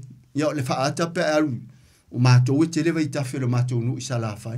Mātou te ola e fai mātou o mātou la iti fo ia e tau sa ili mai se i o le vai e inga ia i fo i le saka mo ngai mākua. Ia e iloa kwa le vai le solo i fo a me fo i o hi ai i tutono le vai. Vai le ke kango fa mi ngoi le maun. A lau mai le inga. Le kau fa makala aku le upu le. A ua ta itasi ma tō sina ina ua mai leia. I lona lava tu ina nau. O le kai mea ke la vea i le mai leia sa kang. I le koe sau sa kang i kakala o il far pui. Ave ko akasi alau fa sa langa. A ke va ia lau fa i fe au sa se a e koe le loku se au fa i fe au a ke va i me mua. O le ekale sia lava ke de koe manga o koe aru farisa ke vai me awo o ma kuanga e aru ese malu ainga o kanga karo rofa ia pio upo le akungu wo mo aso uma a si o uso mo aso vale ya ele se upu fo le akungu le nganga kuspa ia le kakala ia le fo ma yo luka le nganga kusi anga arbenga wo mo aso uma a o uso mo aso vale ya eso ia e ado foi ka ko le wo ya so uma le uso mo aso vale ai o le atua e le suia lava le atua o aso uma au le atua foi mo aso vale le famai tu stala e peru mta abusu tolo tu so e peru fai upe van o Yesu po le atua e le liwa na nafi mari ne ya so o le fa va o mai lo le mar fai upu muri yo le afonga ina le usa ona muta anga foi na tatou fa soa ina ia pu ai anoa ma ia ho tu ali fa malo longa le tua i le nganga o le tino mre ma fa fonga la fa sulima le o le Iakopo momo pe a tole tu ina nau ona fa nau mai ai leo le sala a matua le sala ona fa nau mai leo le o le oti le wa se i mai ma wa au mai el apostolo Iakopo le fa atanga o le fa fine mai tanga to si tu lo fa fonga o fa atusa iai el apostolo le tu fa le tino le tu la tamai mai tanga fa fine o se fa manu yanga ile tama ai me se lava i se urunga li foto o fa i poina po se urunga li o fia tau sangano no foi le fa manu yaina ai te i loa o atu se akil fo ma u fa manu yaina over mar su tau sang makua i look forward a ma tu o le tene ma tu o le tama ai me so le tama i le aso le o le a sa pai ai le pepe le a o le wo fa tu sai i Iakopo le anga o le to sina i le tuina nau ma ua mai le ai fainga fa tau va ma upu pepelo upu fa alata upu fa sio tangata satani ai le sa we toi fo ala mea ma fi so ani o tinga o lo tu ala na fa ia oi o le anga pa ia lava le wa o mai e tinga lo fa tasi mai ta to personally ma va ia le ai nga tu e fa pe na ona pa ia tu i tai me o tinga ma le tau ma le mo le olanga pe a tole tu ina nau ona fa nau mai leo le anga sala wa fa inga ka ko fa makala inga makako ka ngofi imagine yu ka ko ma fa le ngana le tuspa ia pe a tole tu ina nau ma va langa upu fa o upu e foringa mai e ngi upu e fai tino po ni nauna o le tana no e pe so ave ape fa matala ina le nauna o le mai tanga to ma le fa nau o ma ua mai nei vai nga mana nei ana pa anga le tatu fa so le fa na wo le tu ma wo Yesu pe a to le tu ina na ona fa na mai ai le o lang sala to le ma ku ya upu e wa mai ai le apostolo wa ko le ku nga ngau a o lang fa ngau mai lang sala le ko se fo te va nga u ma ku ko sala mo fa ma ngi mo fo i le tu o ia le fo o ia le tu e tere ngeselo na to sa ai pele oe pele ha mai tato uma la ngo tato le tamata mai mata i le fo nga mana le atu mai le fa unga fa po sulima ama tua le anga sala ona fa nau mai ai leo le oti pe la fo ringa mai nai mo wala va noile i le fa upu mata le fa po sulima pe a to le tu ina na ona fa nau mai ai leo le anga sala nai mo wala va no ai ama tua lo le anga sala ona fa nau mai ai leo le oti e le tami fo ile la u fitang isi le ai nga ma watu le fo ma ile fa mai na manuia mai le mato mai tu sa le ya mai sa mai lo wata ri po lo e po sa ma fo mesina ma tu ai watu ai fa mai fo ma ta lo fai o la u ma ile ai wa ui le mai kasi ale fo for king a por kaula se ka ma sa mo ma moe ko ya ma le ko ke ima u ma wa fo o si dinga kali se koe ala mai. Samoa, le ua tātou tala noa le ne tū la fiafi, i le ngase mai le mareko i fitu fai pa tōru tase o le tōru suma le fitu. Lua fianga na tau wivi mwhea ngai ma le atangata. E leo se ngase mai le atua. E leo se wha le anga mea i le tino pa ia ma le tino mamanu o le atua. Mai se angelu ma se awewhe au mamana le atua. A o whainga oso whainga le anga satana. O le hale mena whai wa venga le atua. E ala i lona alo pele, o ia lava o le fō mai, o le tari o whawhita auti. Matala, lana whaalongo, toi le lei, lona whafonga e ala i lana tautala. Le awa au mai a tofonga mwha o sosonga, au le whamanatu o le apostolo, e matua lo le anga sala, whanau mai lo le oti. Lona winga o le vahenga pito i dunga, ngai maua le ava nope a tole tu ina nau, whanau le anga sala. Ai a o na matua le anga sala. Ia ua moni ai lo leo ata tifanga. Ua TN. Ua uma. Lia toi ai a se ava no. Ua toi maumanatu ifo mai se anga mako i loa o lau. Ia aua. Mua sa idi mua i tangata. Ai le sa idi mua i le atu. Sa mua. Pa anga le toi wha ola le ua e alofa. Mai se o tou. Pei la vana ta noa masunga pa ule. Mutua taulangi. Vatu la vana na tata longo. ia ile mamalu le au soifua matutua o ele to lava isauninga pe fo fa file inga le usa ona nei paule o le vai ngale manuia ma pa ia to le fa malo long a foi taua fia fil soifua matua wa afia le soifua tatou tu pe tatou ile tua Amen.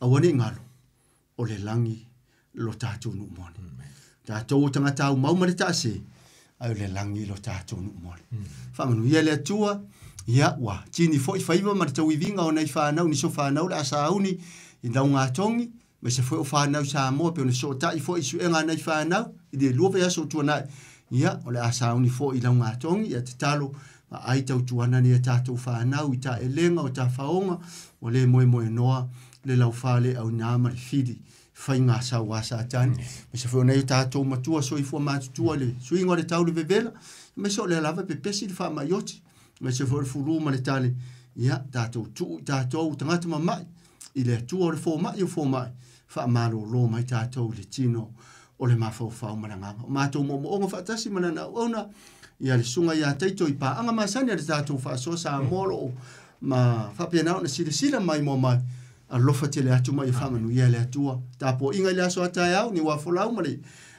sunga fo e le fa fenga ia fa manu ia le atua i tapo inga mai se fo e kale se fia i America Samoa ma le United States maniso atunu to te taimi tu sa i tapo inga le aso ataya o lofa tele atu fa manu ia le atua Samoa i lau fa fonga fa iva matiuto le vai aso fo mo au muri au le atua le urufa fo mo le urufale tato muri fa lolong tapo inga matua i malo fale mai so sunga i fa fenga inga fa le tua i punonga ma e kale sia fa i malo lo ina la o tu ngare ia foi le atua le auto tua le malo so au manga mai tai foi ma voluma a inga nu mai kale sia o lava i tupulanga la lovao a Samoa fa manu ia tele le atua tato fa i le talo aftaita mai la vanua fa aftai mo le taimi fa aftai e fou pe au fionga pa ia tua yo au le mavaia lau fa malo longa ia te la to le oi ma le tinga lo i fonga malinga o malanga sa wa le oti na o lau fio lava ma to te sa lo to ai pe o le fe au le ne fiafi a foi to fonga fa so songa le savalinga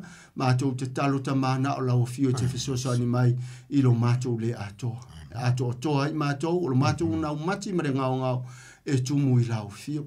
Nuia paanga masani ane nei Paul Kalame, nuia i lato foi o e fou de mai mo mai, fa maloloina fa tasi mato i lo man. Fa manuia i lau ona, Paul Kalame foi o lo fia ngai manani tiute ni ne fiafia, meisa fa de tua mane no falu male ainga e kalesia, fa manuia lau fio, lau ona foi, fa de tua o muria, i mari fa so, manisa o nango ne fiafia, e ia i lo ngang. Pa i fa manuia foi lo ma umalanga tu dunga le alu, te tolo ina i ma ua e lo ngang.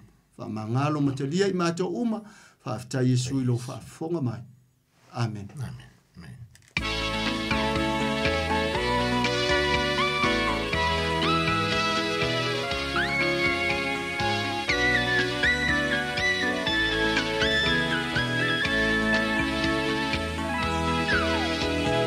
Ia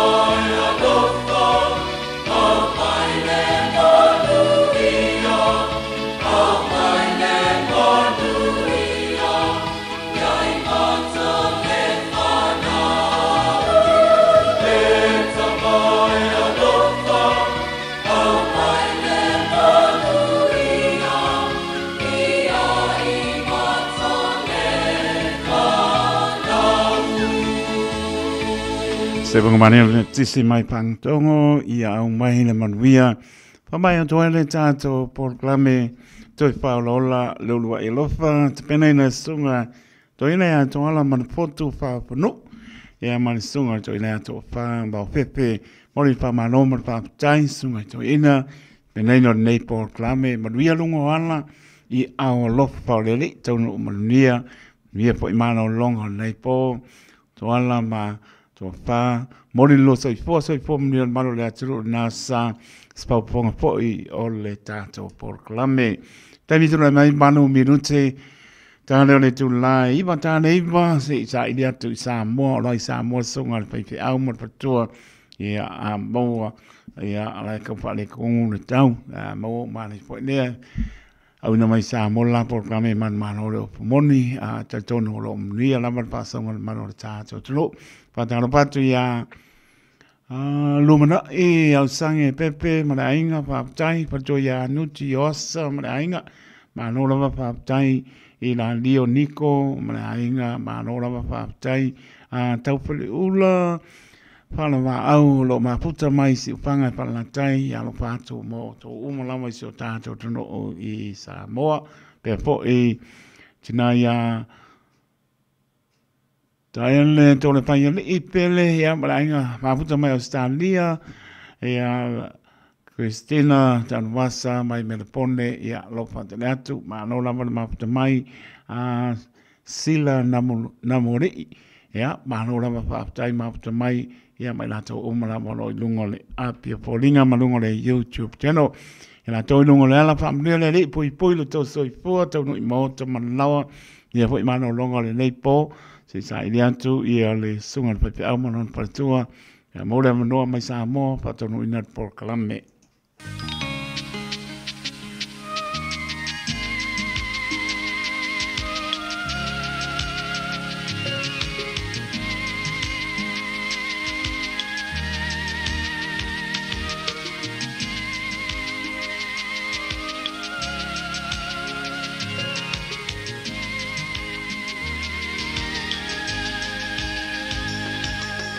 Get away.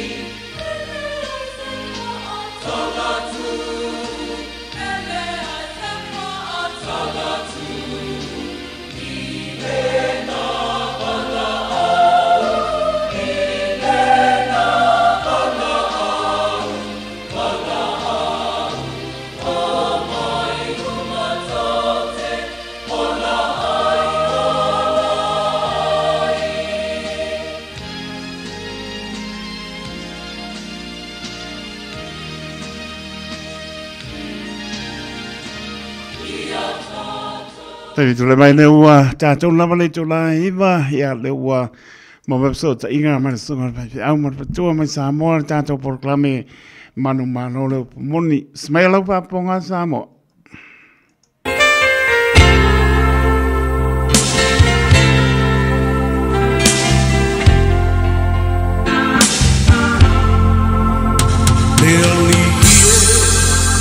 Ia tachala lau whaalo Ia matala whai totoa Olo uloto Sauni e talia Le pai mai O lau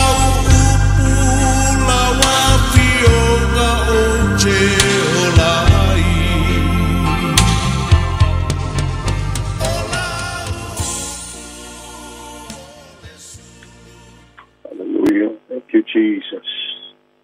Thank you, Father.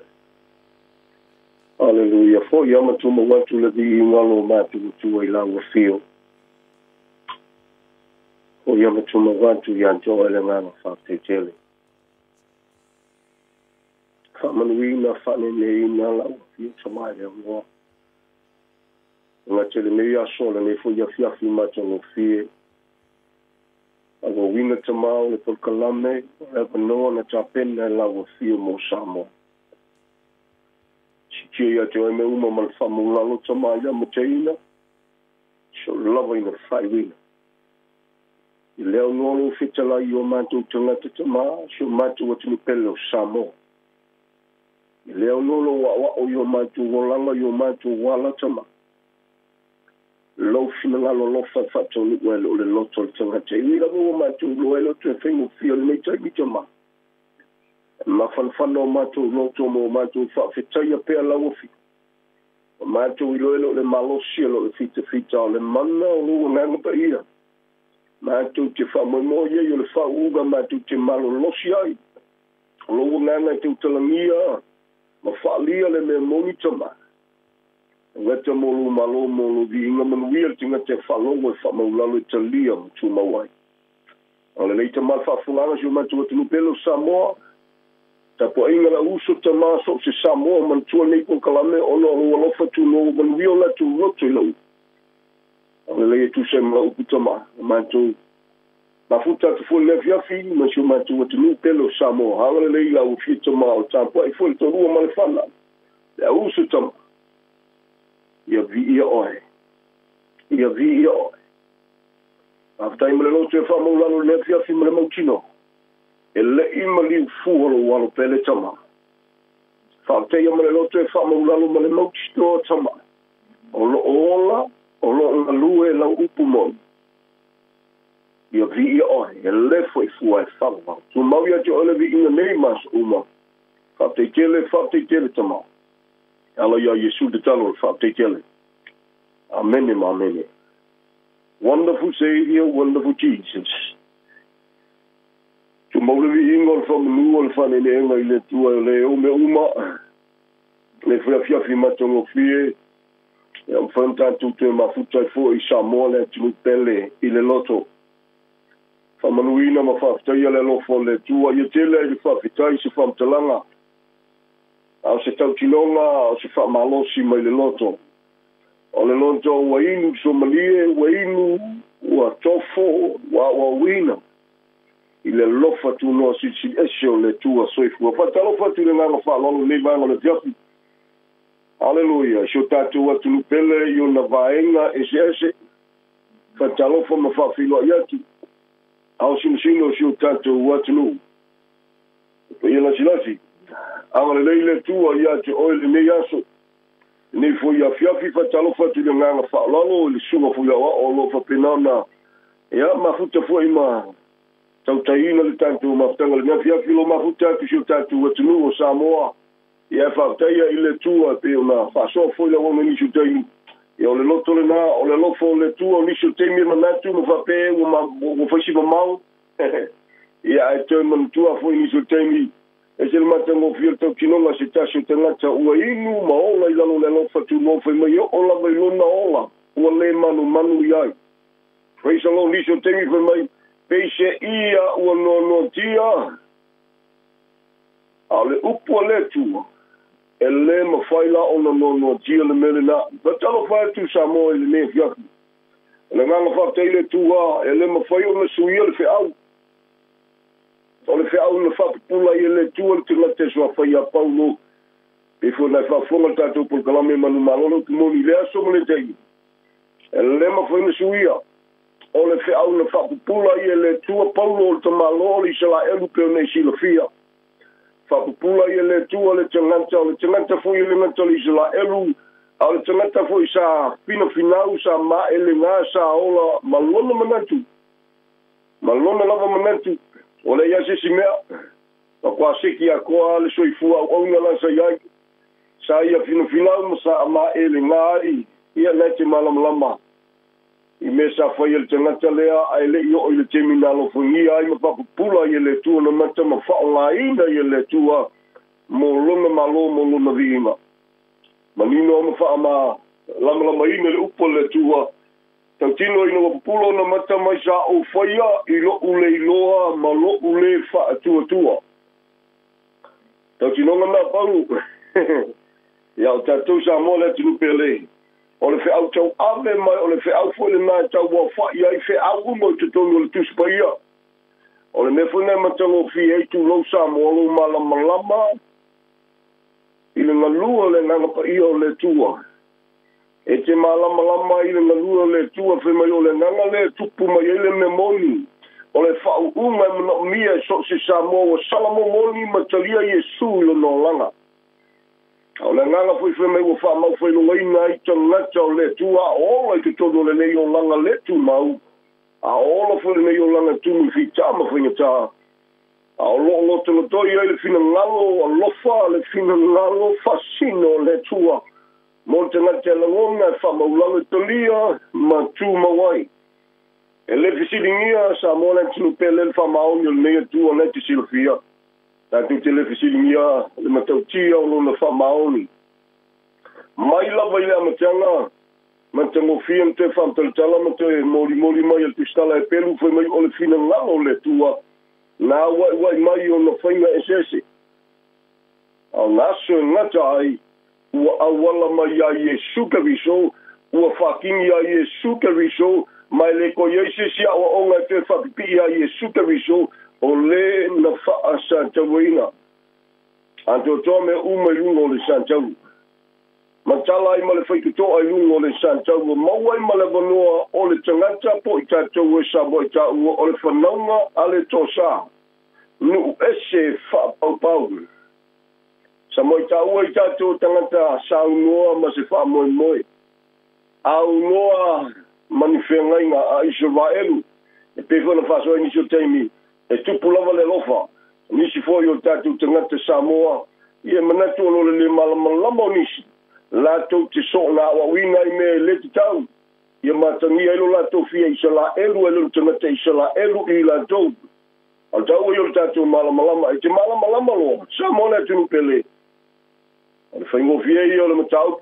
Ia ae e malamalama foi o pole tua. E le mawhaina e malamalama le kumoni. Pe awhai mua. E te le I salamo moni matalia Yesu. E mawhai ala veo kalakaloku. E mawhai whaina manatu a levana e lotu po whea lava le lotu nai te lotu ai. Lotu sokolo, lotu whalainga po loku whainga whiola mai ei tātou sei tu lau. You can easily claim that. Po whea, a la whale manatu a le altapa inga nei se fua mai ei mo tua ama tua au mawai. A le whawhitaina I leupa le tua Samoa tātou te leta waso leupa le tua. Tātou te whawhitaia le tua I lona alofa. Pakua sawa leupa le tua le temi muri. Whawhisa ngai ma le tangata na soifua. I le temi muri ta whatanu e polkalame le tua. Ua le sauloa o le malamalama ma le suru I o tātou vai. A ua sauloa o le a avea ma whamasino I a te oima. E le temi na whetala I Yesu ka vise wila, na whetala I a ngai tangata I sala elu. A e le nao la tau, na o mai a tātou whai mai. o te lei sau e whaasala, no sau e whamanuia, no sau e whaasau loto, no sau e lawe ai. At the same time, o le upu leo te tau talantu ai. O ia le nao le whamasino ino o toki. E manino na malamlama, na whetalai e su manino, a o wha a tapena e ana ki ungo le santau na ia o inisio me whapenei. E mana mia o tōro o alwese. A o le alwese, e lema whai o na tau mawaina o ia o le anganga pa ia lea. O i fo le ta notis pa ia ma preferi na wa isu ni su taimi. Pise i o le whai ati o na so o latu te whai a mea na i whai a latu te whai mea sili a mea. Preferi nga lua le nganga pa ia o le tua. E le preferi se whape o isi sa mo o siri songa i loa ma o whai niang kusi ka aima ngianga nisi lava o tūlanga. Assembly o lo tala noa le matau tia o le nganga pa ia o le tua. E mana mia so se Samoa. Even though it's very sad to say, ta lofa Samoa wa tumu i lotu Samoa. E le fau le tumu i lotu o leva. A o lona whaingata, o lo tau tino le nganga pa ia o le tua. E le ngaka, e alu pea le soifua le manuia o tangata, o le ami o le anga o le whatupu tele ina. Ai mori mai le nganga pa ia whai mai o na aso nei e ngatai. Toi solo muri e tanga tele mata upo le whatu tua. E pese ali lotu, e la unga lava. E pangalea. Wa maka ngā alu le mawhawhau le mea mawai le mea. Wa ka mo e a whale kingo le kelo mea su e mai mau le tuspa ia se i mawhia fia le kanga. O na wawina le peise i walu whapisinisi e whale ilonga.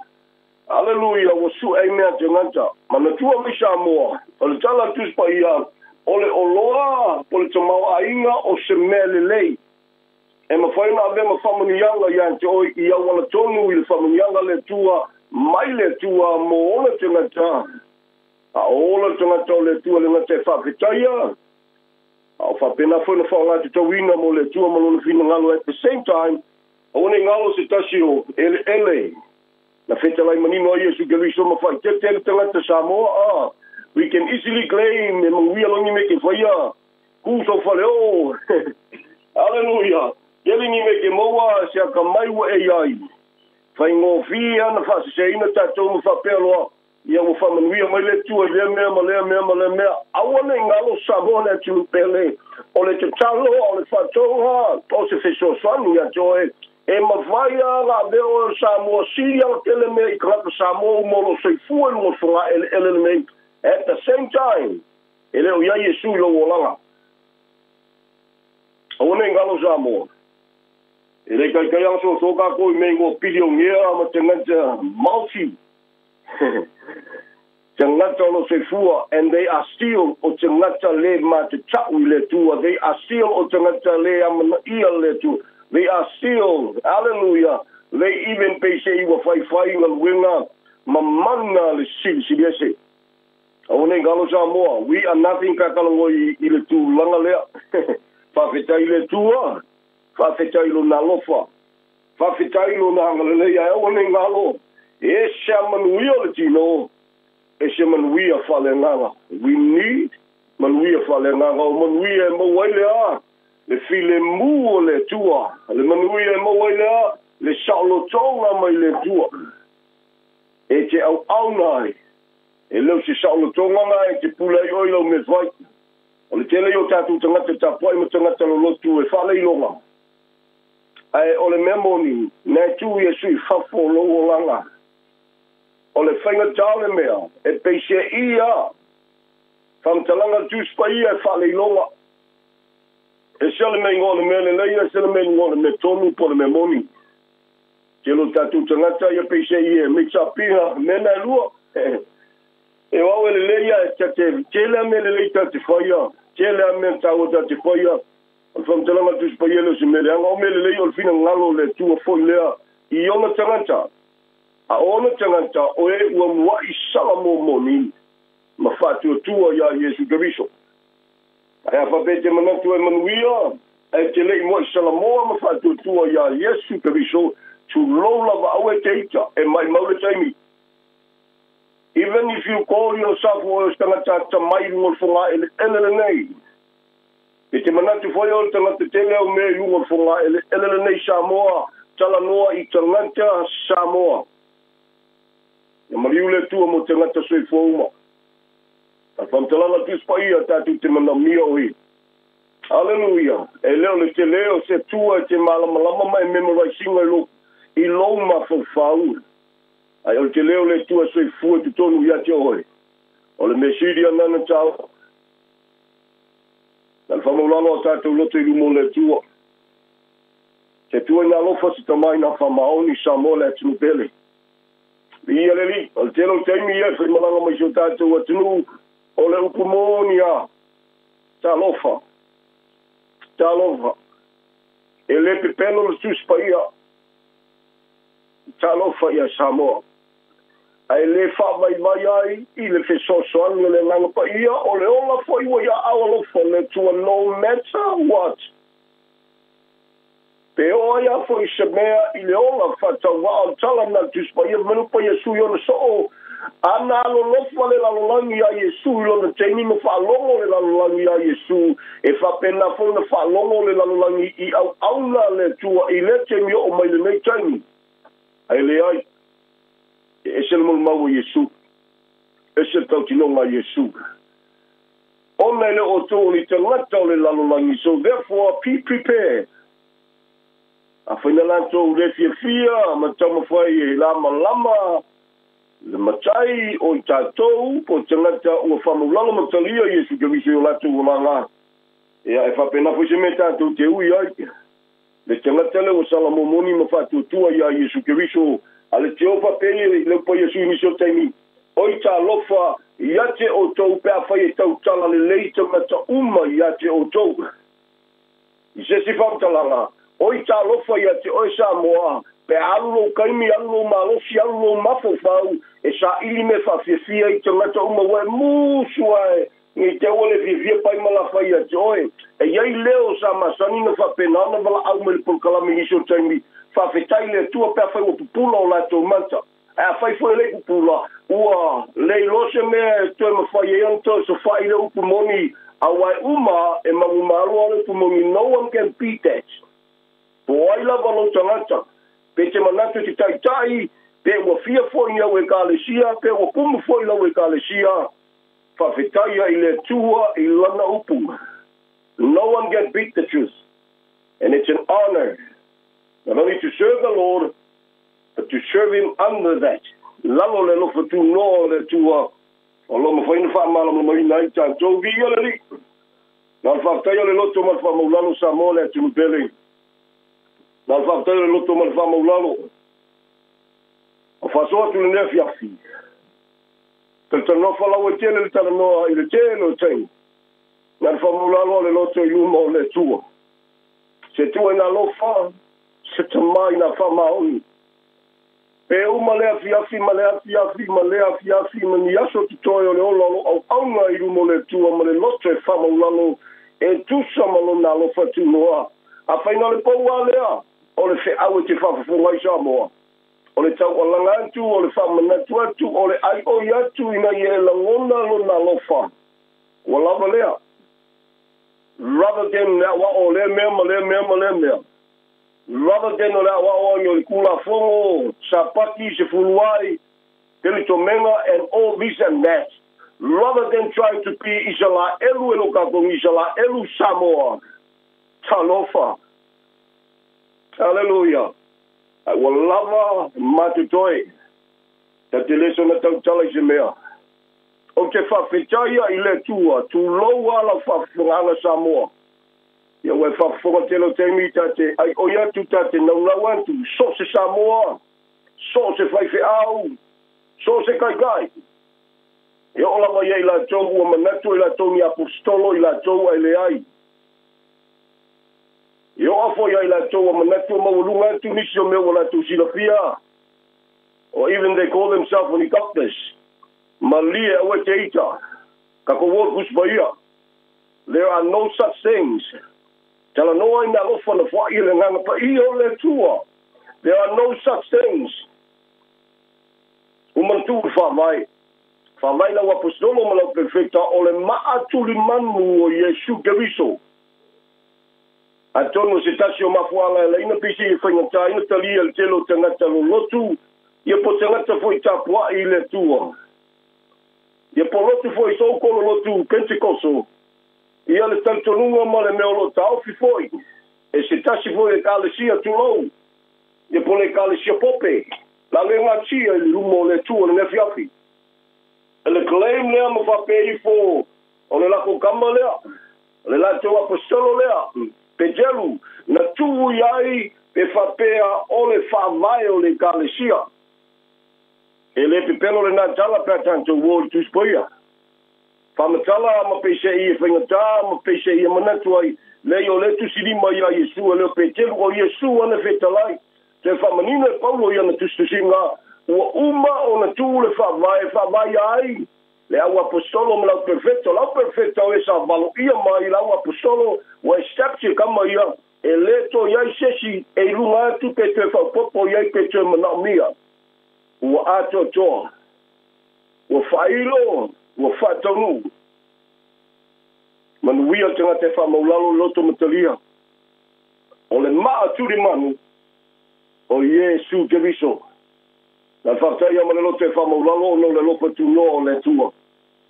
O whela ke loko i Samoa. Really? Ele se senga o tapo inga. Ele se senga o tatu tangata. O whela ke loko i Samoa. Lale matua o lo soi fua. O le fasilia titi malwhama ulalo i ate o le mea fiafi. La sau tali atu le mentupu o Santiago. La sau tali le mentupu o Santiago Samoa. Lea o le asa malia le lua feta usanga. La sau tali Samoa, that's new pele. Hallelujah, Lord. O e malama Samoa e la ngona ilo loto e tau matalo tatu tau. Samoa e malama e tau matalo tatu tau. Se whawhetai le tua le tatu te saulotu. Whawhetai le tua se tulou au e te ita, mana kualkawaka whakola mai kalesi e lalo le whai, le lalo le mau e pepese ai o lo ieli saulotonga i a Samoa. Tele atu mi te tele i whafo. Whasa. A maua e anga le laina. A le tatu te saulotu. E talofa. Hallelujah. Talofa Samoa le atu pele. Tātou te le lava tia tō sālo a rai mai. E lei whaia foi le tō Samoa so tangata Samoa. Alau tala noa pe ia Samoa. E le nao Samoa ni tangata. Ka te tala noa. O le Samoa le whaunga ina le tu e tau alanga ina na moni. Mō so o se Samoa tu longo soi fua e lunga whonga. Ele le mei. So o se e kalesia. So o se au auna. O loo au auna i lumo le tua. A mo leo lama le malosi. E le se tali o le nei o langa. Ua nao Yesu Keriso na whaasa tauaina. Se malielo loto whamana mole. Kau whalo leo i kau alanga i le se furuaki. Kau whalo leo ma o lama na peise i e te whetua inisio Samoa. Ma si se se e maua tuspa ia ono lo le malama lama. Ai a whaifa ua e loa. Wa e sila mena wa iai. Wa iele manao i mea. Manao le tamau a inga manao le manuali. I ai ona langa tu wai kaku e kale sie kuku e kaku whasa i mea ngā. E kuele wharpalangi al whaiseaunga ki kapu ai ai. Ke ki ai whawiri. Ona manatu le ma whapei fo i o whamonia ngalenga te tauna manuia o e malama lama Samoa. E le fia fai kau al kelo fai fia au kau ki ngonga le ku firfilia na firfilia whapito e le tu e momori mal fia au ia Samoa o ai. Le ipu firfilia e sofa ia pauno fai maila na upu o ke le manao i se mea o te tata i o lima i se au ke le manao e fai e se abenga i a te oe le kalesia. O ola mai lona ola fai mai e kangi au i o lima e iai tangata na le lei ta maloa. E eika ngata na vai mai paulo se o kele malai. o ke avea ma whaongaina, a fe mai a tekel te malo, a fe mai, okay, o te talia ina, au te le whaongaina, a o te whaongaina, e mamori ele whiau I lesi tangata la ele malamalama. Alamina I tātou Samoa. Tangata, hallelujah. Uso awona, te tai, whaiwhiau, you name it, hallelujah. O le tua tauia le wamnanga lo tātou ngalulue ai. A whaai e se tangata se kalesia o I lava. Se mea yo tātou yo toa ao mo tātou lima ia nal tātou whapitai le tua. E le sue eka ko mea Samoa, uso awonga. Can I say that again? Whamole mole le sue eka ko mea lupa Yesu. Lo tau maua fua, ave fua. Samoa, whaiwhi au, tai so se kalesia. E ki ngā loko le kelo Samoa ma le kelo whaiwhi au. A le mea konga ngai mga o mia o na e whamaulalo I le tua. Malosi tātou le sua o mea. E tā lofa ia Yesu e whaonga le sua wha le tua kasi mau al kuspa ia. E kasi e whau lunga vai o mau al kuspa ia. Simply tā lofa. Tā lofa ia Yesu. O te whawhitai le tua no matter what. Pe awal foi o le se me whai e lesi Samoa po mi Samoa I le tangata le tau talatu. O malia le loto I men tupu I lungo sa tau. O malia le loto I men tupu I lungo sa tau Samoa. E pupula lo foi mata o so se Samoa. O te tali tonu ala e la ngona mai ngangana po I se ngangana lo, ngangana I le tangata whatawa. Lea te whapufonga I lea fiafi ma lea fiafi. E lo fa Yesu ia te oe. Samoa lea tinu pele lo fa Yesu ia te oe. O le tangata leo lotu oi la mre tua inga tanganta. Lea le tua inga leanga na ia I o tangata. O te fia whamanati pe ia te oe. E o mai lea fiafi le mei. E lo fa Yesu ia te oe. Tala tuspa ia le fina ngalo ia whano se tasi. Tala tuspa ia le fina ngalo ia whano se tasi. E tua ina lofa se tomai na whamaoni. Hallelujah. Hallelujah. We worship you, Lord. O lo maalo to Israel. Ai leo maafu o la to loto. O lo fa maina le tua o la toloto. Me foi nata te lo fa inisio fa ki au. So ko lo lotu fa la inga ta fa la to singa ma fa inga ko ku fa ka singa. Tu so awona. Pa mo la lo ta to loto. Amana ia ngalua le ngang pa ia le tua. No wanda wa ia la inga. Na pata ina I tātou e wi tono tino ke viso. Awa ni o tātou matinei a awa tātou te whati ngā I le ngana pa ia o le tua. O le gela o kai e kote ka kompus pa ia. Ao lo loto e leo manuia I lumo le tua. E so e mea. Hallelujah. Hallelujah. Hallelujah lo. Sa lofa ia Yesu sa mo. E lo ho ia isala elu wa kangi. O ia mawhapea. Jerusalem mai, Jerusalem mai. Hallelujah. Mai mauta no tau ilo. Whawhetai ai le tū. Whalanga na ina le ipu whirwhinia le tangata swapa ia paulu. O lana tau alanga le nā. Ni wese na wai ate o tau. Kolose na wai ate o tau. Whaina whape atu le wanga ma whamaulano Samoa. Le wai ate I tātou le lofa tuno le nao le tua. Ia lofa siri ese o le tua. Antonio te ile whalongo o kelo Samoa ma kele foi o whaife au ma sou kolo wawa. I se vaenga na o wau I se whasoa le vai aso ma vai antu. Le se senga o le akape, o le alofa, whale tua lea o le akape. ia ma le amazing grace o le tua through Jesus Christ. Se mena. E tele na wa o inisio la toma fa ngoi fo inisio e kalesia. Be very careful. Most of the time, hallelujah, tātou te tau te tala me tātou te le malama ai. E tele mea lainga tupu ma mafuanga o mea lainga tātou whaia me le te tau ma le tusa ona o so tātou le malama. Nisio taimi, o le mea mua. Ya, e le whaingo whiana e malama i le tua whaia ngai whai kau kispaia ma memorize uma maua kispaia. Ai a whaia te le mwai salamo ma whatua tua ia Yesu Keriso.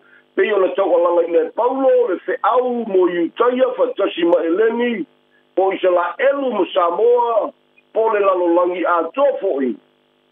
E le ma whauna tātou alo ese mai ai.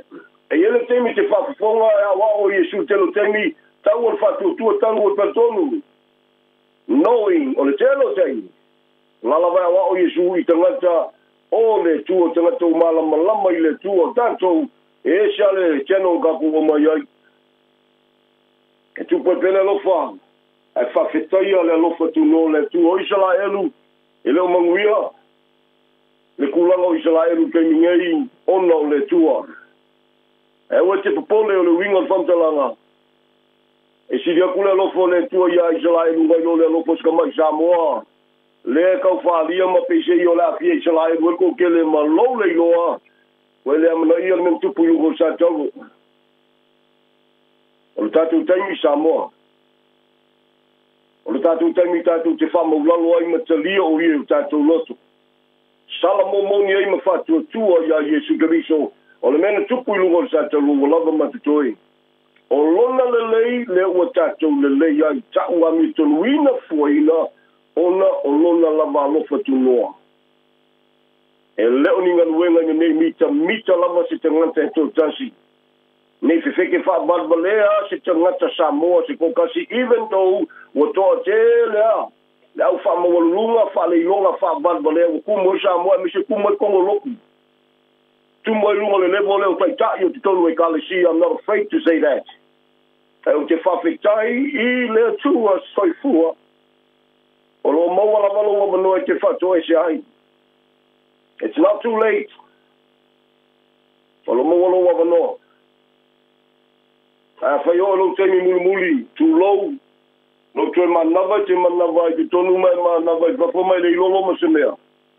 Ai a whai e te lei Salamoa and you call yourself a Christian, talofa. Talofa. From Tanaka to Spaia. Praise the Lord, praise the Lord. Wha maina, loto o le tōtele, o Israelu, e leo Israelu uma. Ai o le tōtelo i lato, o le polkalame le tua, se ia o ina ulu fale le atoa toa o lue se. Fatua te whasanga leo le tua ma whaolainga Israelu uma o tutoe i le temi. O temi nei, ke le Israelu laianga i se ori. Wa le alofa e le tua i onu tangata. No. O si la fia e le tua me uma. E mantua le tasu temi no fetu i le tua ia mose so e sa so kama pulumu uma le nuu i salva e no so i fu e le temi ai se o kano koi whakupu ma jesi sala e rufou. E whamanatu ia te oi mausa mo o le tua lo fa a o le tua fo i o le tua e le ongi tangata. Nei manatu natua se Samoa se vai aua o ai ma pai ma la fai ke whapefo a o le iai o menga langa wa uanga fai o menga wa ua ya ma. Tau ono whamanatu ia te oe, we are nothing. Wa lava whetala inga Yesu na wa oi fai ma whakongu aile au no loku. Ma lau whawhia mi tonu o Israelu. Ma fai ngā wa inga fai tātou ole a. A kou le rivi mai. A tau le tapua i tu samale upu i le tua. E ma fai anga pepese mai ala. E ma fai anga pepese mai ngufua ngai ke ngofua i lunga.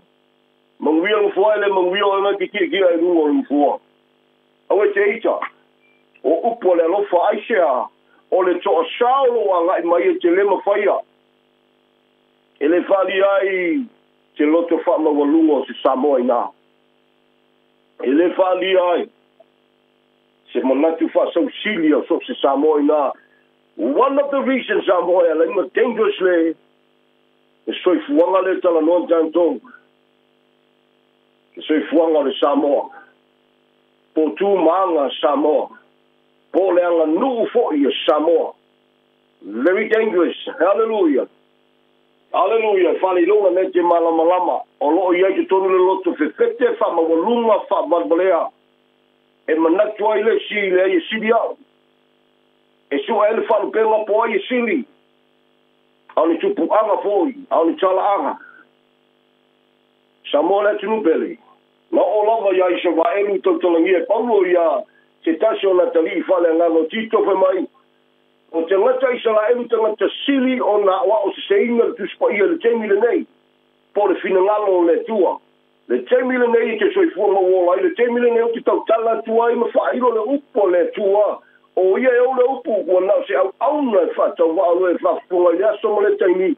mani aso tu doi o le ola e auna i le tua mafua i se a e le pipelo o ia ane nana te talo i le tua le ipo fifilia o le ue ngoi a paulo ma whapela na upu le tua e o lau te talo i a whahola ina i Israelu o tangata o lo nuu i la tau o tangata o le whea lainga i la tau Roma iwa na whamanino ai o mea uma whea lainga everything na fio mai foi Yesu ke viso i le tino le nei e ui mai a la tau Israelu le ngā tasi ala wala o tātou Samoa. Nā le whamaulalo matalia le na maliu mo oe mo akwe le isianga sala. That is our only way i le tamā. Se whamulmule au le fia Israelu. Ma le kelo le ngasu ma le ngau o sao le mea. Whaife au, kai kai, e ka le sia o inga. So se awa onga o te tonu o le fia ngaina tuai. O lau te talo whamane mole. Se o ke fia Israelu. Ia le mea le kau waso ka kou ia lunga koe kau waso koe mala uloku. E le tusia foi le lima i tangata o lotu tu lai na o la tau. I ofo ia tātou ia no lotu po tangata tutono members o i kālesia. E le te tau nana e whalongo at vai whiau a umaya ku foi loku spaia se koe kama foi pepa le loku le siaso. Tau foi na Spencer Way taimi e te mafuta i le tua ala lana upu foi tau tu spaia. Foi tau lau po le tua. A mang si au lau po le tua ia i tātou. Whawhanga ina ilo tātou se fua whale nganga wale me ai whale nganga le mo tātou. Whalongo foi iu e whawhelang tātou malamalama. Ala whawhenga ku malamalama pia whai le isi teimia o e spende. Te mafuta i le tua ala i lana upu. Ai ole a whinga tā foi o nei malamalama. Ia pe awhai e te tangata lotu. E leitalia o i e suke riso i lo walanga. Mailo lotu. Ngā tātou malamalama Samoa. Mana tu tau tinonga tau walangai paulo. Le tusi la varna le Roma se pulu. Tau tino ai le ma ele ngā ai le te tau o lo tupu ia Israelu. O la tau leu siusi ka ia i le ami kongo le tua ala ia Yesu Karisto malona maliu. A ua whasanga ma whatu la la tau lava a mio tonu. O leu siusi ka ia i le ami tonu le tua ala ia Yesu. Kukumu Samoa e kālesia ma e ngā le te tau. Tutumu e kālesia i le tūlanga le nā. O le tāua fo le nā o le taualanga. Samoa le atu pele. Au auna uso au auna. Te whamon mo le te sila sila. Tanga tā le tau. O ia le isanga sale le isi pelo i ona fo. O oe mau sa tau ona. O ia i le tūlanga ka fua lo tātou o langa whatau wa ana iai. O tātou e whawhetai tele lo nā lofa tū noa Samoa. Whawhetai tele i lo nā lofa tū noa. O me te tele ai e tonu e masani ngau i e whamtalanga la te pa iai. O si pili ia o lo whaalave lave i le soifua o le Samoa e fia ola mo le tua. E ala i whamaulalo ma whaatua tua ia Yesu malona maliu and that's it. O me te tele ia o lo whaalave o le sipili o le nganga lotu. O le nganga o ainga ma le anga nuu Samoa. Can I say that again? o le sipili o le nganga lotu o nganga o ainga mo le nganu o Samoa ele aveo e mea ele ia ma se mea mena e maua ye o Yesu na fasa te waina. They can serve the Lord, which is fine. And mafaina e amana ia mafata waina a ye malama ele se mea siri aku ngai lunga o Yesu. Tato te ngata Samoa ye i whaaluao i le lopa. E mana tua mai o le lofo Samoa e maalili. O le lofo Samoa e whakangalofa. O le lofo Samoa se ki lo Samoa le atu bele e le whamaoni. Nei te malama. Nau whaunga ia se tasi o vaenga o lo o mele ne temi o lo tupu pea ma e whapuponga e pea. A ia se whalave. A ia se mea tupu se ainga. O se ainga wa whatia ini whitama ni whaingata. Ia peta ua tātou le aupo uriuri ua whai ona uwhitia ele na ainga po le malanga malima noti po alama ni tūlanga. A meisa po le tūlanga le malanga malima noti. E mai whafonga le leo le na eno sa mo umato te le yo la tō lo whapena. E na mato mai ele manau se mea o mai atu atu le tau au. E talofa. Talofa e. E whalonga kwa le ainga o la e wangwa kwa le a... Tala pe a whaia e oe le whapo i se mea. Ala le mena leino. Pe a whaia leo le lofala no maia. Ta ki le songa kaukala o ki kaukala i le mauti noa leo mea le temi neo ngai i Samoa. Ngā pue whakuponga Samoa o ngā e te malama i lou loto. Iana o lo le mawhai maia. E fia kangakale a inga e vai le... Leia ma se me koe foi mai. Ia lalmea ngā lainga e alu fua ma. Sorry fua ele le ainga. Pe a whai ele o le alofa. That's why ia lainga whape atu le polkalame. O le alofa whare Samoa. E le whamaoni. Ma lia lau te sunga Samoa. O le Samoa foi le talanua atu o te le fia. Ma mai. O tātou o tangata Samoa. O le lofo le tangata soifua e ese mai le lofo le tua. Ia o le kela o kaimi. E le whamaoni. E malili. Hallelujah. E tāsi ale lofo e manau mia e Samoa. The amazing praise of the Lord. O le lofa tu noa o le tua ela ia Yesu na maliu. O wanau le lofa te manau mia Samoa. Sau se upe whapea por kalamu mawai atu antonu e. E fau le whafufonga telo whai au mai la tau sopolo whai a onga. E manisi fau o whai ngoi la tau lotu o le akape. Be very careful. Tato whai tea. Of course, o le akape o le lofa whale tua.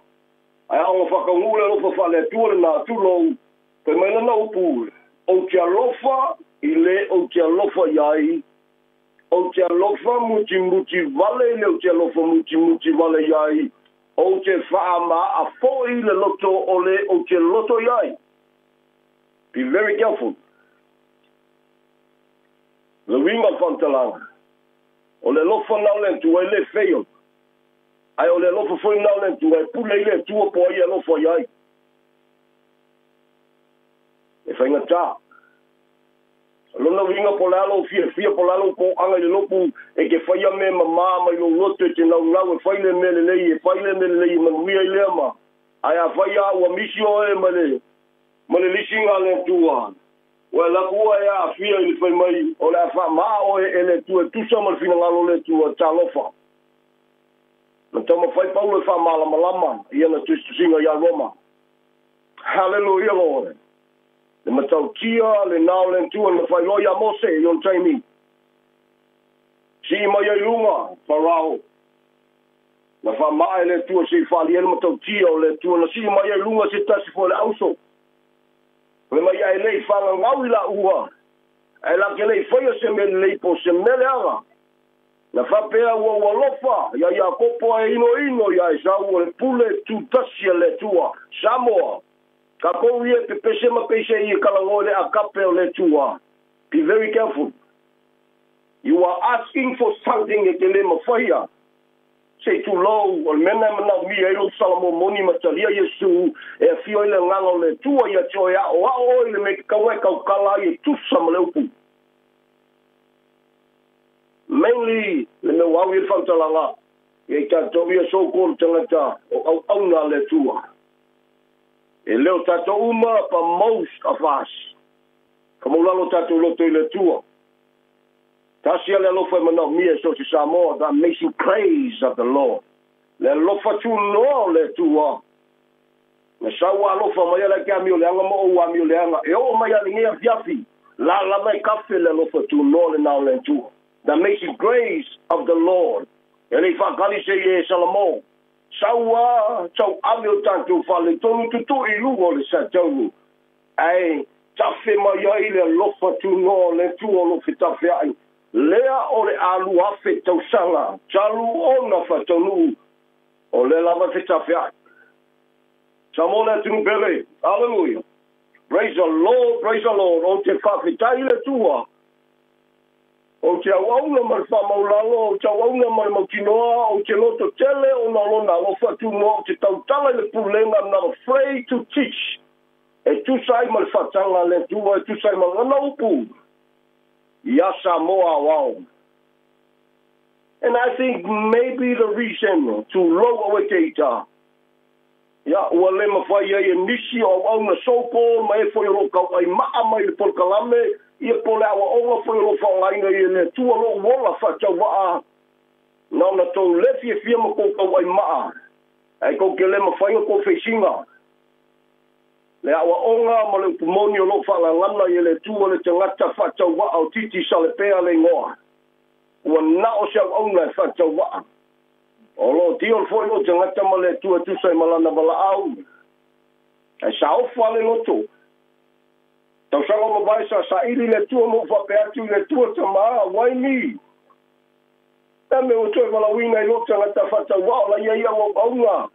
To telefoni e tino matitua o longa lulue mawauna ia to e sau le kali Samoa.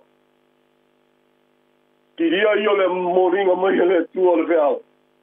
Antali, I know. E ana whalongo mo statai e na mua ia te oi. O te le toi malawina oi. I'm so humble, Samoa. So humble. So grateful and so thankful. E whafonga man to toa mo talinga whamamole i le upolo tawalanga ina e leo se tala ingo se lotu e leo se tala ingo e si liso nei loa o le ai o iatu male musu atu male tawalanga atu Samoa tawa talo tato tau kuspaia koa o le whakonga kuspaia a whaikele maramlama whangata e ona mafuanga le no fintan mam lama tengata ila ele faula ina ele fana fuina ia po wa tu tonu for tana na te pepe ia o le fai te tenga ia le tama foi le ole alu ruma ia alu tua pifon to kino ai paulo ia kalatia ve mai kalatia se kalatia vale ai e fa pe e ono to valea na amata fale ngala umane u fale kino mafia fie ko ko fa nga loko sa mo me ia amako mawia lo su e kupe tu si lima ye kale si na tato mai fe mai o polonga kilo me fai ale lo ko fai ko lo ku soko lo tu fa aulaina pa ku fa sa 4 miliona ka 4 miliona ta lo fa le tangata lo inga fai matutongi quanto pole tua e la fele su o mea awone ngalo samo o le tua lo fatanga ina ki tau tala i mea ia. Whamanatu so se whai he au so se kalisia, so se kaikai. E lei maliu ia sue whapolonga si tangata. E lei maliu ia suke riso e whapolonga se Samoa. O le polonga le taloa tus baia. O le polonga le tangata. Ua malia le loto i le lofa tunona tafe mai lungo santa lo. Ona tupu ai lei lona loto. Samahalo wola. E le ngate lo wola. o ani me wai whamanuia mai ai, o te toi fia au auna ia te oe, ona o lo alo pele na maliu. E le foi fua, le o unanga le nā. E le foi fua, le tau ti ngā le nā. Ai so se te me kouta ima si maua tu spaia me shawa onga matula fono ma polo ingo le whenga na tuai, na tu ia sui whapoi lo langa, even you call yourself. O se whaia onga tu spaia. E le ia masisi o kako e sidi aku lungo le lofa tu noa. None of us. Au le lofa. E tine meo le leu sukai o tatou mawa o se ina tu spaia au le lofa foi tangata. O loa o se seina ia o ngā whapea. Lama whai ule whiau, ne whiapi ono le tātou taimi. Samoa, e lofa Yesu ia choe. Uso awauna whai whiau kai so se lotu se whamole mole na maliu Yesu ina ia sa loto le tangata. Kai mele mole maua nisi mai ae. Te tawana o Yesu na fasa taloina o foi malpula fongo la fafela la makala ka o ko no ya o mulingua o foi tanga ya na no fa pe ato no foi tol tusia atito tu susinga paulo lo na tali fala nga o tito alo foi tau fa mole e mene fa tala la tanga tole tua o le lofa tu no le tua le mi tatu o wenga ai o le lofa tu no foi le tua na te o ya te oe ia e tau mamau me le vi ia ile tua meo le tino, wa lava le matutoi, e le pepelo tu spaia. Au kako kam fai whapipi inisi o mau tu spaia. Ia, mua le malam la maunisi, e o mana oi mea. Lafi mai ai tua le tūlanga le nā. Once again, e lofa Yesu ia te oi sa moha. Sa maa tina uso tofa fine ni whanau uso auna. O le ale koe ngā o langa ngai ki o lai, po le ale au se inga ngai ki whaia. O te fia whamanantu ia te oe a lofa Yesu ia te oe. Ai o alo te taimi e te leisala mo lawa o ngā sele te awa wina, ta lofa. E ke le mawhaia ko sa loa ngai mai. O ai whare sa mua whai mai ele alu se whare sa, tanga kama kwa ingusia se a inga o se nuu se la, se whala putonga se atu nuu. Even that person, o lofa fo ia le tua le sesenga na te fasoa le akape yes of course o le lofa pa le tua ma le amazing grace o le tua e lofa i Yesu so se te lata soifua e le mali fua ia o talala tu spaio lona fila ngalo ia wale whano se tasi a yo o tanga te umai le Salamo ang le atu le tua so tatu watunu pelo Samoa yo na taita ilo na whainga malo yo na tanga tanuku ni o waina le tino ni wohoni e masani. Le tino gari so la inga whatua tua lau tele, iso se ngangana, iso se lanu. Le au so le nea fiafi ma tapo inga. E le whanga lo inga iso vai elu le nuo le tua. Au e te papore, mana tua iso vai elu lau te talo. Au ane o tatou whama ulungo lo tatou wama iso vai elu. Ai au e te papore. Alo wingo tala.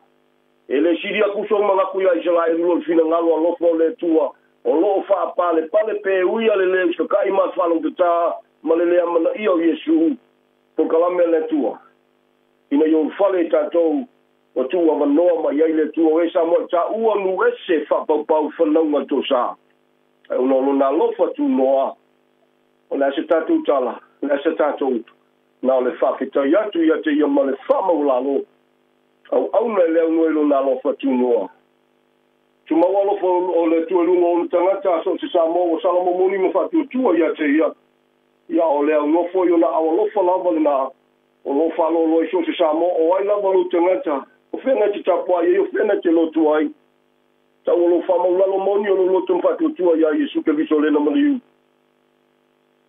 o fa tu a tole na mo fa wa tole na la ve ina yo alo fa te le atu ma wone avano matango fie fa tai foi ta wona ya taito lo fa foi a menta tu por kalame o lo tala noa tu mai sa mo su ta tu tu pa tai le tu ya vano tala ala le tu fa manuia tu le tu pa ti lo ta tu fa ta wa lo fa su talo ne fiafi foi ala vinga la o fie ta mai le no fa te tele lo fa tu no fa pe tai whawhetai tere tama.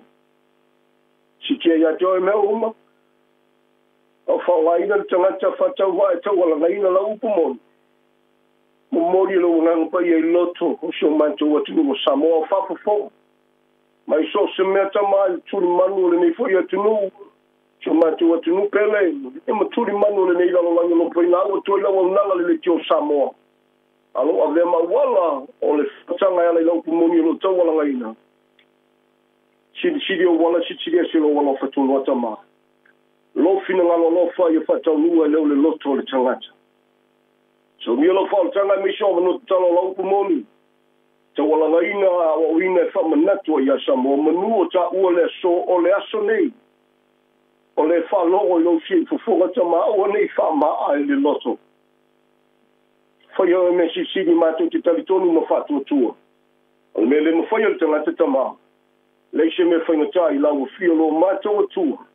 Si tia ya te o me uma mal fa mo lalu. Fa fitaya la o fio le o me uma ma temi uma fa ta shiri. Le te lo fa lo tanga ato to le lo fatu no fatu lu o sa tau. Fa fitaya lo polo o lo lu le foi fu e fa mo ba so si temi. Au so se meta wala ngaina au le ngaina foi. Fa fitaya tamanu nganga pa yo le feso so si dio le we fo yo lo afio tu tono tangata. We o salamo moni ma fatu tua ya te oe. We fa mau foi lo ngaina fo yo tangata mo la o fio. O fa unga ma tu te malolosi e le no ya via oe. Mo nuia la uso tama. Tino lo tele o la o fio so singa nganga so se la no no so va elu le fa ngalo ina te talo. Au sio mate watu no pelo Samoa. Yo na te tai o na whainga malo yo na te ngata nu. Whai o me si siri a mi so la whanatanga manu o maua lewa no ma ola whata wa ama to rua le whanau. We are nothing without you, Father, but with you. E ori ale loto ma le whamolang, le mautino.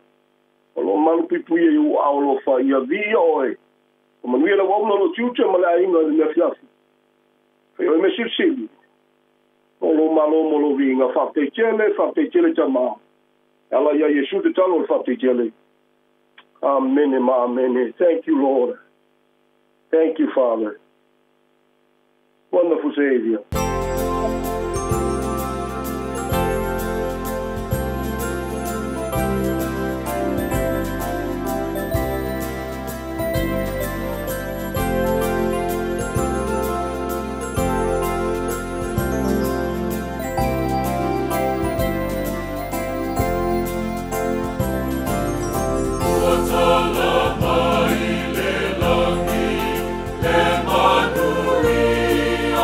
Oh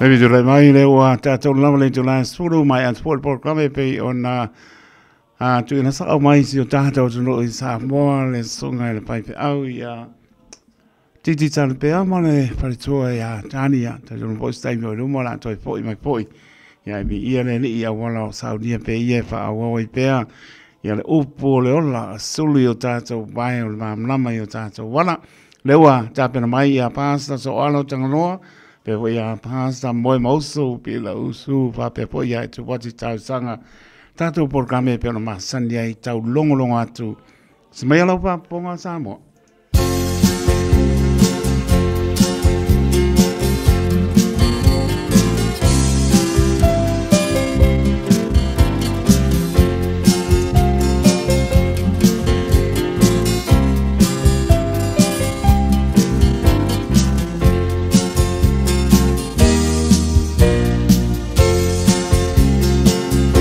Te longo atu te alama Dene tala lele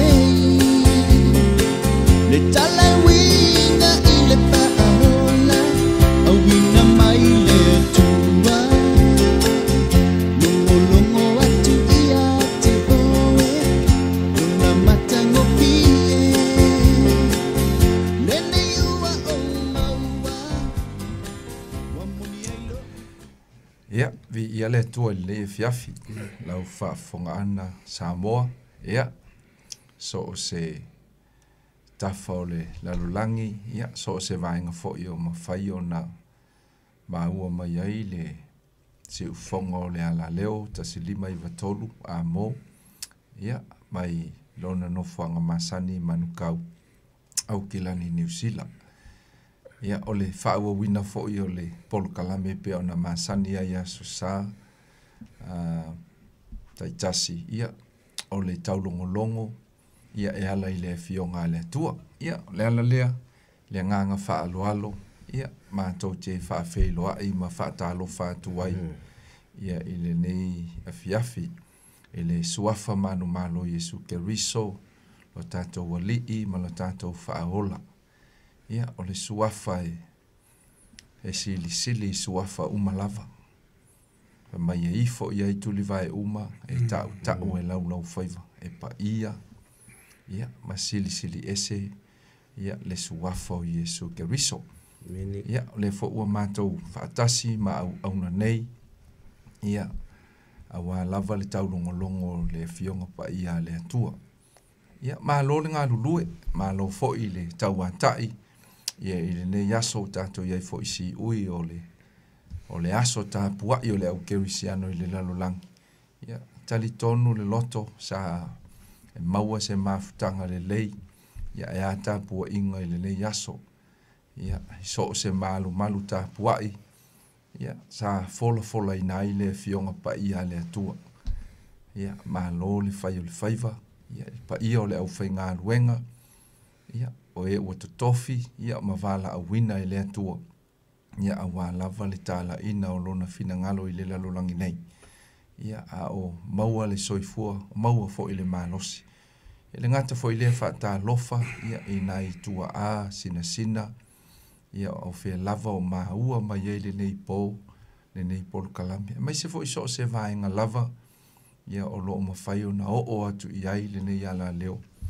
Whaata lofa atu i le suafa o Yesu, ia le ali o le ola. Ia, o le a o saunia se tātou tatalo i le nei fiafi. Ia ona tu ina atu le i le au na le atua, ia le sunga ia moe mausu. Ia wā le upu o le atua mo i tātou i le nei fiafi. Le a tātou tatalo. Whaafitai te le lava lo mātou atua i le nei vaenga o le fiafi. Ua mai a fo inisi o tiu te mawhaiva sa whenga iai au auna ia e maisa o i mātou uma. Whaaftai le awanoa ua mātou toe mafuta ai lunga o le nei ala leo. Whaaftai ona o au auna o e olo ngā lulua i tonu le nei ofisa lau au auna ia taito ai maise ele ie o le pūlenga a le nei ala leo. I le awanoa o lo mawhai o na maua pēr. E fola ai lau o fionga o lau tala le lei o lau whaola tanga. Na ia whape nā o na maua e tangata uma. ia lau whaolatanga ia la ia ke riso Iesu. O la mātou te talo i lea fiafi ia whao ngā ina i mātou. O i mātou lava wana o ni mea whai ngā ruenga. E a wala mahala wa ailo fina ngalo whaamanuia i le fola ina ma le whaasoa ina o lau upu le nei pō. Ia a vea ma whaamanuianga i so se tasi. Manuia mai oilo na amataina. Ia a mae a mea uma mātou te whaia. Tū mau pēa lo mātou whaatau waa. A ia fo'i umatu ia te oile vi inga. Nei māso uma e o oile whaavavau lava. Amene ma amene. Ia, whaftaile tō ia wanoa i mwhauna whaasoa ila na fionga. Ole nei, ka fiafi o te fiatala noa i se autu whapea. Ole awala e manui ai. E tele ia, e mwhaunga e whaafonga mai fo ima ina whalofo mai whapea. Ia ele kasi se awala e manui ai. There are so many ways that God can bless us. Pe tele awala e whaunga whamanuia mai le toi ati tātou. Ai o ke fiatala noa mai le autu i le whai uporo fia whaanga ina i le fia whiri nei. E mawole le Ioannes fulma le luolon whai upe lusu mo le whaa. Pa pia whetalai ngā Iesu, e moni o te whai atu i ate autou. A whai ai le pa u le fua o le saito ele ma palai, e tū mau pea o le mea e tasi. Ai a whai e pala o na fua mai ai lea o fua e tele. Whanga e Iesu ia le afo, ia le whata oto i le fua o le saito. Ia, ma whanga e, lana whetalai ngā whapea, i winga e tupu i le fua ini e mawhai o ngā fua mai ai ma tele ni o na fua e mō mai ai. E lau le autu le fiatala noa ai o le awala e manui ai. Ai, i le soifuanga, po ala o le soifuanga li neila lo lang. Ai mai se lava i la au. Ai mai se la au i e whai o la tō fua. Ale pa uma pala, ele mawhainga to e tupu mai se si la au. O ke le rola pe ua wa aini singi saito i Samoa. A ula lau whakusa le mango. O loke ua i le afiafingi le fatu le mano si tu lo pe awa sila fia, pe awa sila mai. Ai, whalong mo le pao. E maloi o le fatu le mango. A whapea ngā whao ngā Iesu la le mango e whaatusa i ela na whaanta otu. Lo ngai te tau ona a le pa u le fua le mango. I le ele, ma pala. E le mawhainga to e tupu ma eise si mano e telengi o ngafua. Amen. E tolu la vaenga lo te fiatala noai. Mai le whai upu le o whiliwhili le awhiawhiri nei. E awala eise fe au i le autu le o ta ua o le awala e manu iai. Nā whamele whetala inga Iesu a le pa u le fua o le saito i le ele mapala. E tu maua o le mea tasi. Amen. So mea mua e ka kaua na pa u le fua. O le ata o le pa u o le fua, o longo winga e ka kaua na wawae se ina mai le la au lai pi ai. Pe la le mango. A wapea e tau lava le fua o le mango le la au. E tu mau lava o le fua lava leo le la au le na. Ai, i lau wawa aia, e le kei wha ngā Iesu i a upu. Langa le upu mua Iesu e ka kaunga pa u. It needs to be separated. E leo whapalangi consecrated. Po le mea whangale wa wawae se ina mai. E le koe maule i le mango. Ai wa pa u ese walu ese ma le mango. E whape nā ia le winga o le tangata e fia manuia. A whai lava wa umale nge kausanga lua o lua lima. Inga wa umale lua o lua wha. Au whape ese manatu. O le fia le melea. E ka kaunga whai se swinga. E la umale lua o lua lima o le mea e tasi. O longo winga. E manga o mia le pa uese ma le mea ngai ai. E ka kaunga uese ma le mea ngai ai inga ia se swinga. E lo wha palang wha pe, if you remain in the same position, nothing will ever change. A wha pe ke tu maua le tūlanga ngai ai i le tausanga ngai o malka usanga ningi. E o whalali lua o lua, ngā suia, ai ku maua le mea tasi. Because we need to fall off. But we need to pull ourselves away from the old position. Whetalai leo Iesu, a lea luese le tangata mai le mea tuai. E tu maulava o yo le tangata e tasi. Amen. Lo inga whaata i tainga ia. E kele yo mea ngai lisi me le apostolo Paulo. O le whaitaanga, o le muli mrua, o le whaifua upu o tala i lista ngata. Kele o mau mea whaale tonu. E le aia ma te suinga i mau e ngamea. e tu maula vor ka kasi pa le kaimi lava e ruese mai tangata tuai lea o ngai lolo le ole ai makanga kupu swinga le olanga o le vanga feo a Yesu ma mona so o tangata na filifilia Yesu a waku Yesu le siaso pe mali watu Yesu o la fa ngota mai pe te mo no so wala wi ku me ngai muri mai te awa o fo le il fa no se pitayo same thing ku me ngai muri mai o lo me lo kupu le wa vai se mai me sa ya ai fa mai Yesu o ke fai o to ma fai vai tangata inga wa suile position ala wori ia o sui fo i male me o le atupu ai e la le me tupu pe a vai se da mai tangata pe pa u se le benga ai o le mela ngolua e ka kauonga pa u ile ele per va ka ingo fatu mango le ava pe mo ke nga ya ka ki va pe lungo la ale sunga le o ya taito e ku mawe ya fa pe o le fatu ele e songa fua langa ile o le sitangata wa ke le foi la le me wa vai se da mai ai la foi ese le mela ya nga ya e ka kauonga ka kia le fatu i lungo le ele o nga mafai le o nga a makale process ale le em fai o nga ka kia lungo la wartele ele mfainga fua ele mfainga pala ele mfainga tupu o le tele loisi te me manga bia lo tantu o ese mai le manga ia ai sa o le me tantu te o ele ala se ele silia ku ya o le faltanga le tua ele la se me silia ku suie o ngata lo ese mai ngata tuai ai nga ele po Yesu o ngai suie ele o lango ngata ale sa o le me he ngata ele sa o le me tupu a fia manuia le tangata e kaunga luese me le olang koe pe a fai ele aia se swingo i le olanga karu mai ngi kausanga ako longo winga e manga o mia le swinga o levanga nofo pe teu o le olanga ale o pe teu ska kai fefe e pala ai ki nganga feo e mai Yesu e fefe a la langa fo pe teu no le va e pe o le mele comfortable ngai ai va ai kula sa vali mai Yesu fa pe ala ko se itu ale anga i Yesu ai wala wa kulua fa Yesu o ko ke matata o au le ke alwa pa pelo peche o le avango ko wale testa lo fe wala au lo ya Yesu a fa yo o fe tala i me ke alwa fa melo Yesu sa you see he had to remove himself pe alwa se me le va inga ia alu lungo le mea uncomfortable inga ya nga ia Yesu ia le lo penga le ko luangi la peche lo sami ai ko alwa se le e loko kele ai fefenga mafuenga mahotu. There is a process pe ia la e ka kaunga tupur ka inga ia whaatau nui inga ele mele e manu i ai. So mea mua e ka kaunga pa u. E ka kaunga luese me le la au. E ka kaunga luese mai i le olanga tuai. Lua, a luese mai nga ia saole mea nga i ai. Ia saole me pa u ai. Ia pa u lunga le ele e wale pa u lunga le ele ia.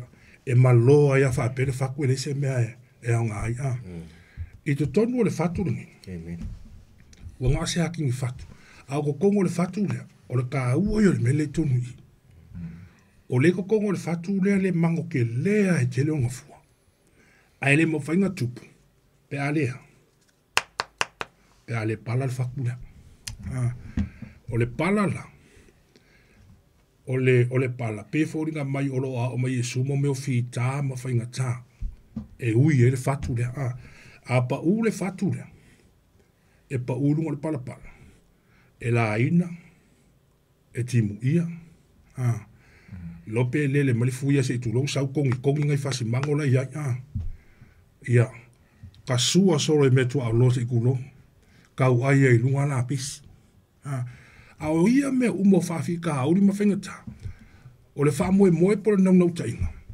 ia pala le fatu amen longo winga o a fainga tā ma fi tā o lu i kaunga ngā leo langa you know a manga o se me le po se me manui ai al wese mai le me fa ale tonu lai ai sa o le me aluai o ngai sa ungi le la fa ui le tu ka ko i fainga tā ma fa fi tā all these tests o lu i taunga leo langa inga ia marosi se ia wese le tangata tuai le ke le lao se ke mi ngofo aka ko maku ai le singa kamera sa ko ba fa ngale u fa le kongo ai le o ka i ka la valanga la ili al wese ale orang kuai le amen E ka malo ngo ya watchman ni o le sainga. Kala ngonga ia le meka o le brokenness o le tangata. Ka ua ia o le pala o le tangata. Pala o le kaka kuai. Beang kala ngoi fo le apostolo pauno. Ta ua ia o le tangata li tonu. Pe ia o le mele kongo le fatu lea. Pa penga fo le saito kele ba ingi se saito wala ngai lengi saito i Samoa. Au ke langa fatu sa Yesu langa o lai kele o le mesa foi tanto ri fao. Ai malo le fatu la ova ai. Ai va mai su ale pala le me malonga ele ma fainga sau le mela i ton. Kala ngola le ta o tangata le ton. O ka ku. Ele vo le ngata le ton vo su fa fengen. O le kangata mongi ale ko kong. Me vo nga asi de sila mai le tu. E sila il tangata le ton. Po le ale ke longi ka me fai ele le. E mua sila le tu o ngaka le ko kong. O ngai lo le pe mo i me e fai fafo. Wai ma fainga fa atino e ese le motive fai ma le mafu anga fai. But when God sees us, e mua va ai le tangata le ton. Long tanta moni ngai lo ai pe moni me e fa atino mai fafo. I le Roma e fitu kelo o tautalanga le apostolo Paulo e kalisielu. E kalangoa Paulo le tangata le ton. La ko ngai bakni mau e fa maungela fa mtalanga. I le Roma e fitu fai pe lo sumalua. Fai mali fai tawina. A wā o te fia i le tū la whono le atua i le tangata i tutono. O le tangata le tutono e nau e fia i tū la whono le atua. Le vui fai le fai salabu fai mai. A muia a nau le fionga le atua marpolo a inga tū la whono le atua i le ao a atua marepo. O ia fo ia wha apio la au e tuto i tafutafane o vai tafa. E fua mai fua. E tele. Fua ngā liko kongo le la au le kongo le fatu lea. Le mea ngā lehenga ngau e le atua i agako. A ve ese le tangata tuai. Ai se iolo ma tangata fu. O le tangaka ngā. O la iei fu ai fia i le atua. Fai mai oli le tamale lang. Pea auto fua tele mai. I le feso e toru fai pa suma le olo le fai. Unga le fai upunga. E fa matalanga fa pea. Ia faa malo sia auto le mana. O lona nganga. I le tangata i tutonu. O le tangata i tutonu. E wha malo sia i le mano le nganga o le tua. Ai fasini me ke ape se ame le ngā mamafa i le nganga o le tua. Wha malo sia o le tangata li tutonu. Langa i ka ua. Langa au ngā ola ma le tangata li tutonu ka mongi le ai sawi fafu. Ke le o tangata e manui ai. Ke loe. E se manui o se a inga ka whaale le ua. Wa ese le tangata tuai. A ua fua ma le tangata li tutonu. Amen. Tusi muli lua koronito fai pasuma leono. Oi, lua koronito e fasuma leono fai mai. O le mele mātou te le wha avai ai. A wā e ui lava ina tau au ina ua umalo mātou tangata i whafo. Ua whafo uina le i tutonu. I le aso, ma le aso. Kala ngoa paulo le momor whawhita auri lanka mālonga ui mai whainga tāma whawhita auri i ukanga. E les kei minga whamela apostolo pau. Mai ua whaafia ngā sasa a. Whekongi maa. Koe ngā oki a ola ki whaasalanga. Whamelo Paulo, whaasalanga ngā meanga. E ui aia wha inga tangata le whafu. Aia ki le ngā whauru ka hakalei kong. Langa a oki ka hakalei whafu. O ngā ola lo le tangata le tutonu. Amen. O whainga tāla leo langa. Samoa. O lui taunga. O lui kaunga ele i ua i se leanga. Ai ua i le lei manui ai. Amen. Fai lao ye se mafo fau po se loto le tangata whapea I tried everything and nothing works le ai ma se me kupua maybe o ngai rei pala le tangata le fafu o le kaimi ai o kere kaka le fafu o ngā ola mai lolo tangata faulai kong e ka kaunga whau matia le tangata tuai i ngā ia tu lai ma le tangata fong e lo upu whea ia whapalangi le whapea ale aise nu i kaunga o ale se me o whaasanga ia lau if you're aiming on nothing you will always hit it a whai le se me o e kau lai ai o lo winga ke maua lale leo se me ke nyuma a ye se me o lai kau lai e lo vai ma ka mo whainga e maua e ke maua amen lau koe fo ila le mafuanga le ngawhai Yesu ale pa u ele mapala ele mawhauna fua mani fua se tele ala sa ngo Yesu ilo na maliu Ile pa ufa mai ia upu a Paulo e kasi e Filipo. Ia mofu o tole manatu se te ia. Ele mangaku o ia se me whao o ia o le atua. Ainga ku ua le atua longa mamanu. Malong pa ia ai fia mai wa winga fa atasi malpolonga. O le alea ka le meanga. Ngā luese mai Yesu po le atua. Mai lona mamanu. Molo nofo ari ai fia o mai le lalolang. Lua. Nga sawa o ia o le e maliu. Sa o le mea ngā luai. Fea. Nga sau meo ia i tangata. Ele. Koru. Pala, ele whapela nga yengi whawhita auli o e fui. O Yesu inga ia whapenga ia pala ma ia tupu ma tangata tuai. Ai ke lol men kau ave Yesu. Nga mafua i whai mai nga alo e se fofonga long ka mai nga uwa ia Yesu. Nga alu ma ave magaka ule anga mkako whaare tonu. Mea nga alu ia maliu.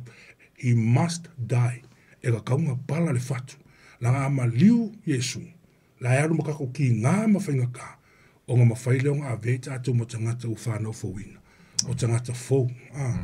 E li whapela ngā whaale tonu le li whaola. Ai ranga o anga sala mā tangata. Ngā alu maia. Ngā alu maia i lalo pala koe kū mai lea. Kako kū whakasi mai lea maia. O tātou tangata fō. Whamela apostolo Paulo le luoko nito li whaipa sumal fitu. O se o ia ke riso. O le tangata fō ia. Ua mawai me tuai. Whauta ua whaafowina meo. Ma vai me tuai. Whauta. Kakaunga i se whauta ka ngaka. Ua makau whauta. O le whauta o nganga rau profeta. Whauta le tamai mamoe. E kere ke ia wai whikau i masapia. Whauta so le ua. Le o whauta se ase a whanga whapenga. E alanga whaida whauta. Langa umakua ke ia le fōgora ka ngaka. O tangata sa whaale tonu ai whauta. Ua whaafowina meo. Ai sea. O se o ia ke riso. Sa o le me ke pa uai. Ui whainga tāma whawhita au. O ngai sele se mele. Pero ai whaalonga long tinga. O le saua o le whawhita au ni mai sola. Ia e whiu ala le avoi. E kuri inga ia e ui me whanga. Ia ngā le whainga. Inga whaia inga leo langa. Wa whainga le sola i whawhita au. Ai ngofo inga whawhita au.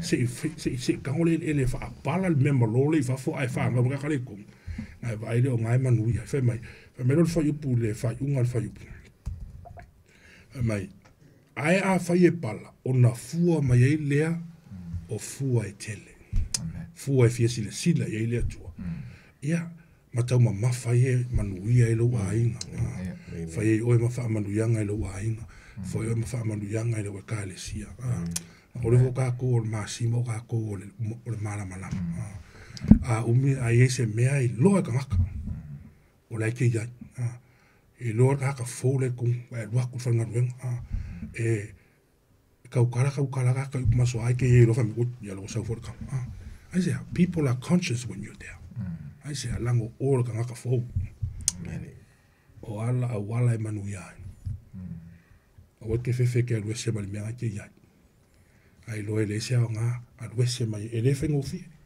e fen kala alwese ai ia wa makanga ngai ui manu ia le tu amen ia nga sa ole me ke alwe le ase si me silia ko manga yo lo wa le upo le tu kasi ngai ele wa ese loku le te loku tu lo wa samo ia ma fa ma hongi le tu ia ui mai lo fa fitau no fenga ta o ke so la mo foi ngai fa fitau o mo sa I fa fitau mai vai le o le tua famu ia mai le tua nge fi Samoa se upunga mo tatu le wala manu ia ai le tua so fo Yesu amen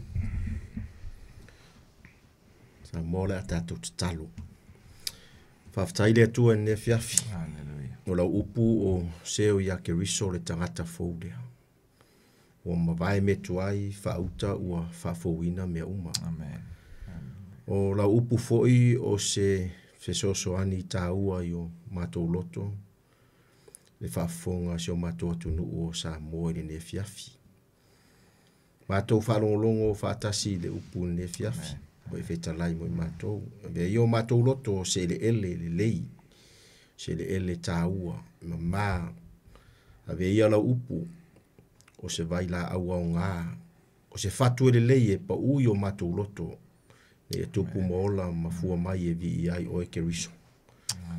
Whaftai le tua o mone a wanoa mātou te wharongolongo ai. Ina ngata i mātou i au se mātou atunu o Samoa. Whaftai lo wanga le lei, whaftai lo sosoan mai o se whaamalo si au. Ia mou tangata, ine nei fo iwa yaso. Talo le tua, ia whaftai lo anga lei mai, ma lo asio i mātou wale la upu. Whaftai le tua mātou ta mā o la upu fo i o le suri o mātou vaima le māmalama i o mātou wala i au ngai a te mātou. Au whaafonga mai le atua mātou ta māsi o mātou atunu o Samoa. Whaftai tele le atua. Mo wale wanoa mātou te wharongolongo ai. Le atua whia lava se vaengo neke lopi. O maua mai ai a la upu fola manei le atua whaamoe moe manei po kalame o le taulongolongo. Ia e tupu lava le whaatua i le taulongolongo e wale la upu. Wae whaamao ni lava oe le atua. Talo le tuan mātou ta mā whaftai tele lo fisosoan mai wa mai anga luenga au na le tuan mātou ta mātou te la fo yatu inga luenga mana rua nganga pa ia e te wha manama mai wha iloa lo fina ngalo ia te mātou.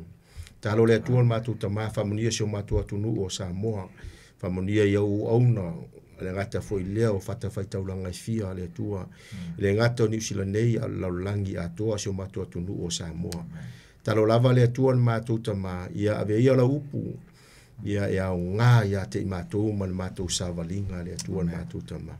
Ia fo se meo māua mai ai la upu nia fiafi to tono whare mai, tono whare pui, tono tā vale o maota o lawa le tuan mātou ta mā. Whafufonga mai ai la upu nia fiafi, ia ngarui atulu nganga pa ia te fesosoani ia te ilatou. Talo lava le tuan mātou ta mā ina ia whaia le mea te fina ngalo ai ia te mātou. Talo le tua ia ngala upu ia te mātou e peo ne fiafi o feta lai le tua. Talo le tua ina ia pa pala, ola mai na ia vi ia ai lau fio i o mātou tangata. Talo le tua mātou tamai e fisosoan mai oe mai anga lei, whamonia ia u auna o kālesia taitasi e rangata foi lea, le tua o le whafufonga na i o mātou mātutua le tua ne fiafi o Samoa atoa. Ia anga le lei lau fio vera upu o se fe au o se savali e fia inai o latou loto faamalia inai latou le atua langa e leise meo nei lau langi faamalia ino matou loto se vanganala upu o Iesu o le upu ma fai ono matou malie ai le atua talo le atua matou tamanga le fo i ne fiafi pulenga le tio Samoa o ne ataito le atua ia ilo anga le lei matou talo fatasi ne fiafi ia lau upu lea ia manui ai Samoa atua. Ni foi vai aso, mo na fa moenga, ma savalinga o ne vai aso. Ia anga lei o ele atua le mātou ta ma fa manatu o mātou loto, ia le tāu o la upu ne fiafi. Fa monia mai oe, fa monia sio mātou atunu o Samoa i lato uma, fa fonga mai ne fiafi, mai mo mai ne nei por kalame. Ia fa monia ia te lato. Ia lunga sio mātou atunu o Samoa le manuia o ele atua, le lofa sili ese o Iesu Keriso le li o le ola, le maftanga marua nganga pa ia, o lava nei mawai a matatu nei se o i le whavavau lava. Amen. Amen.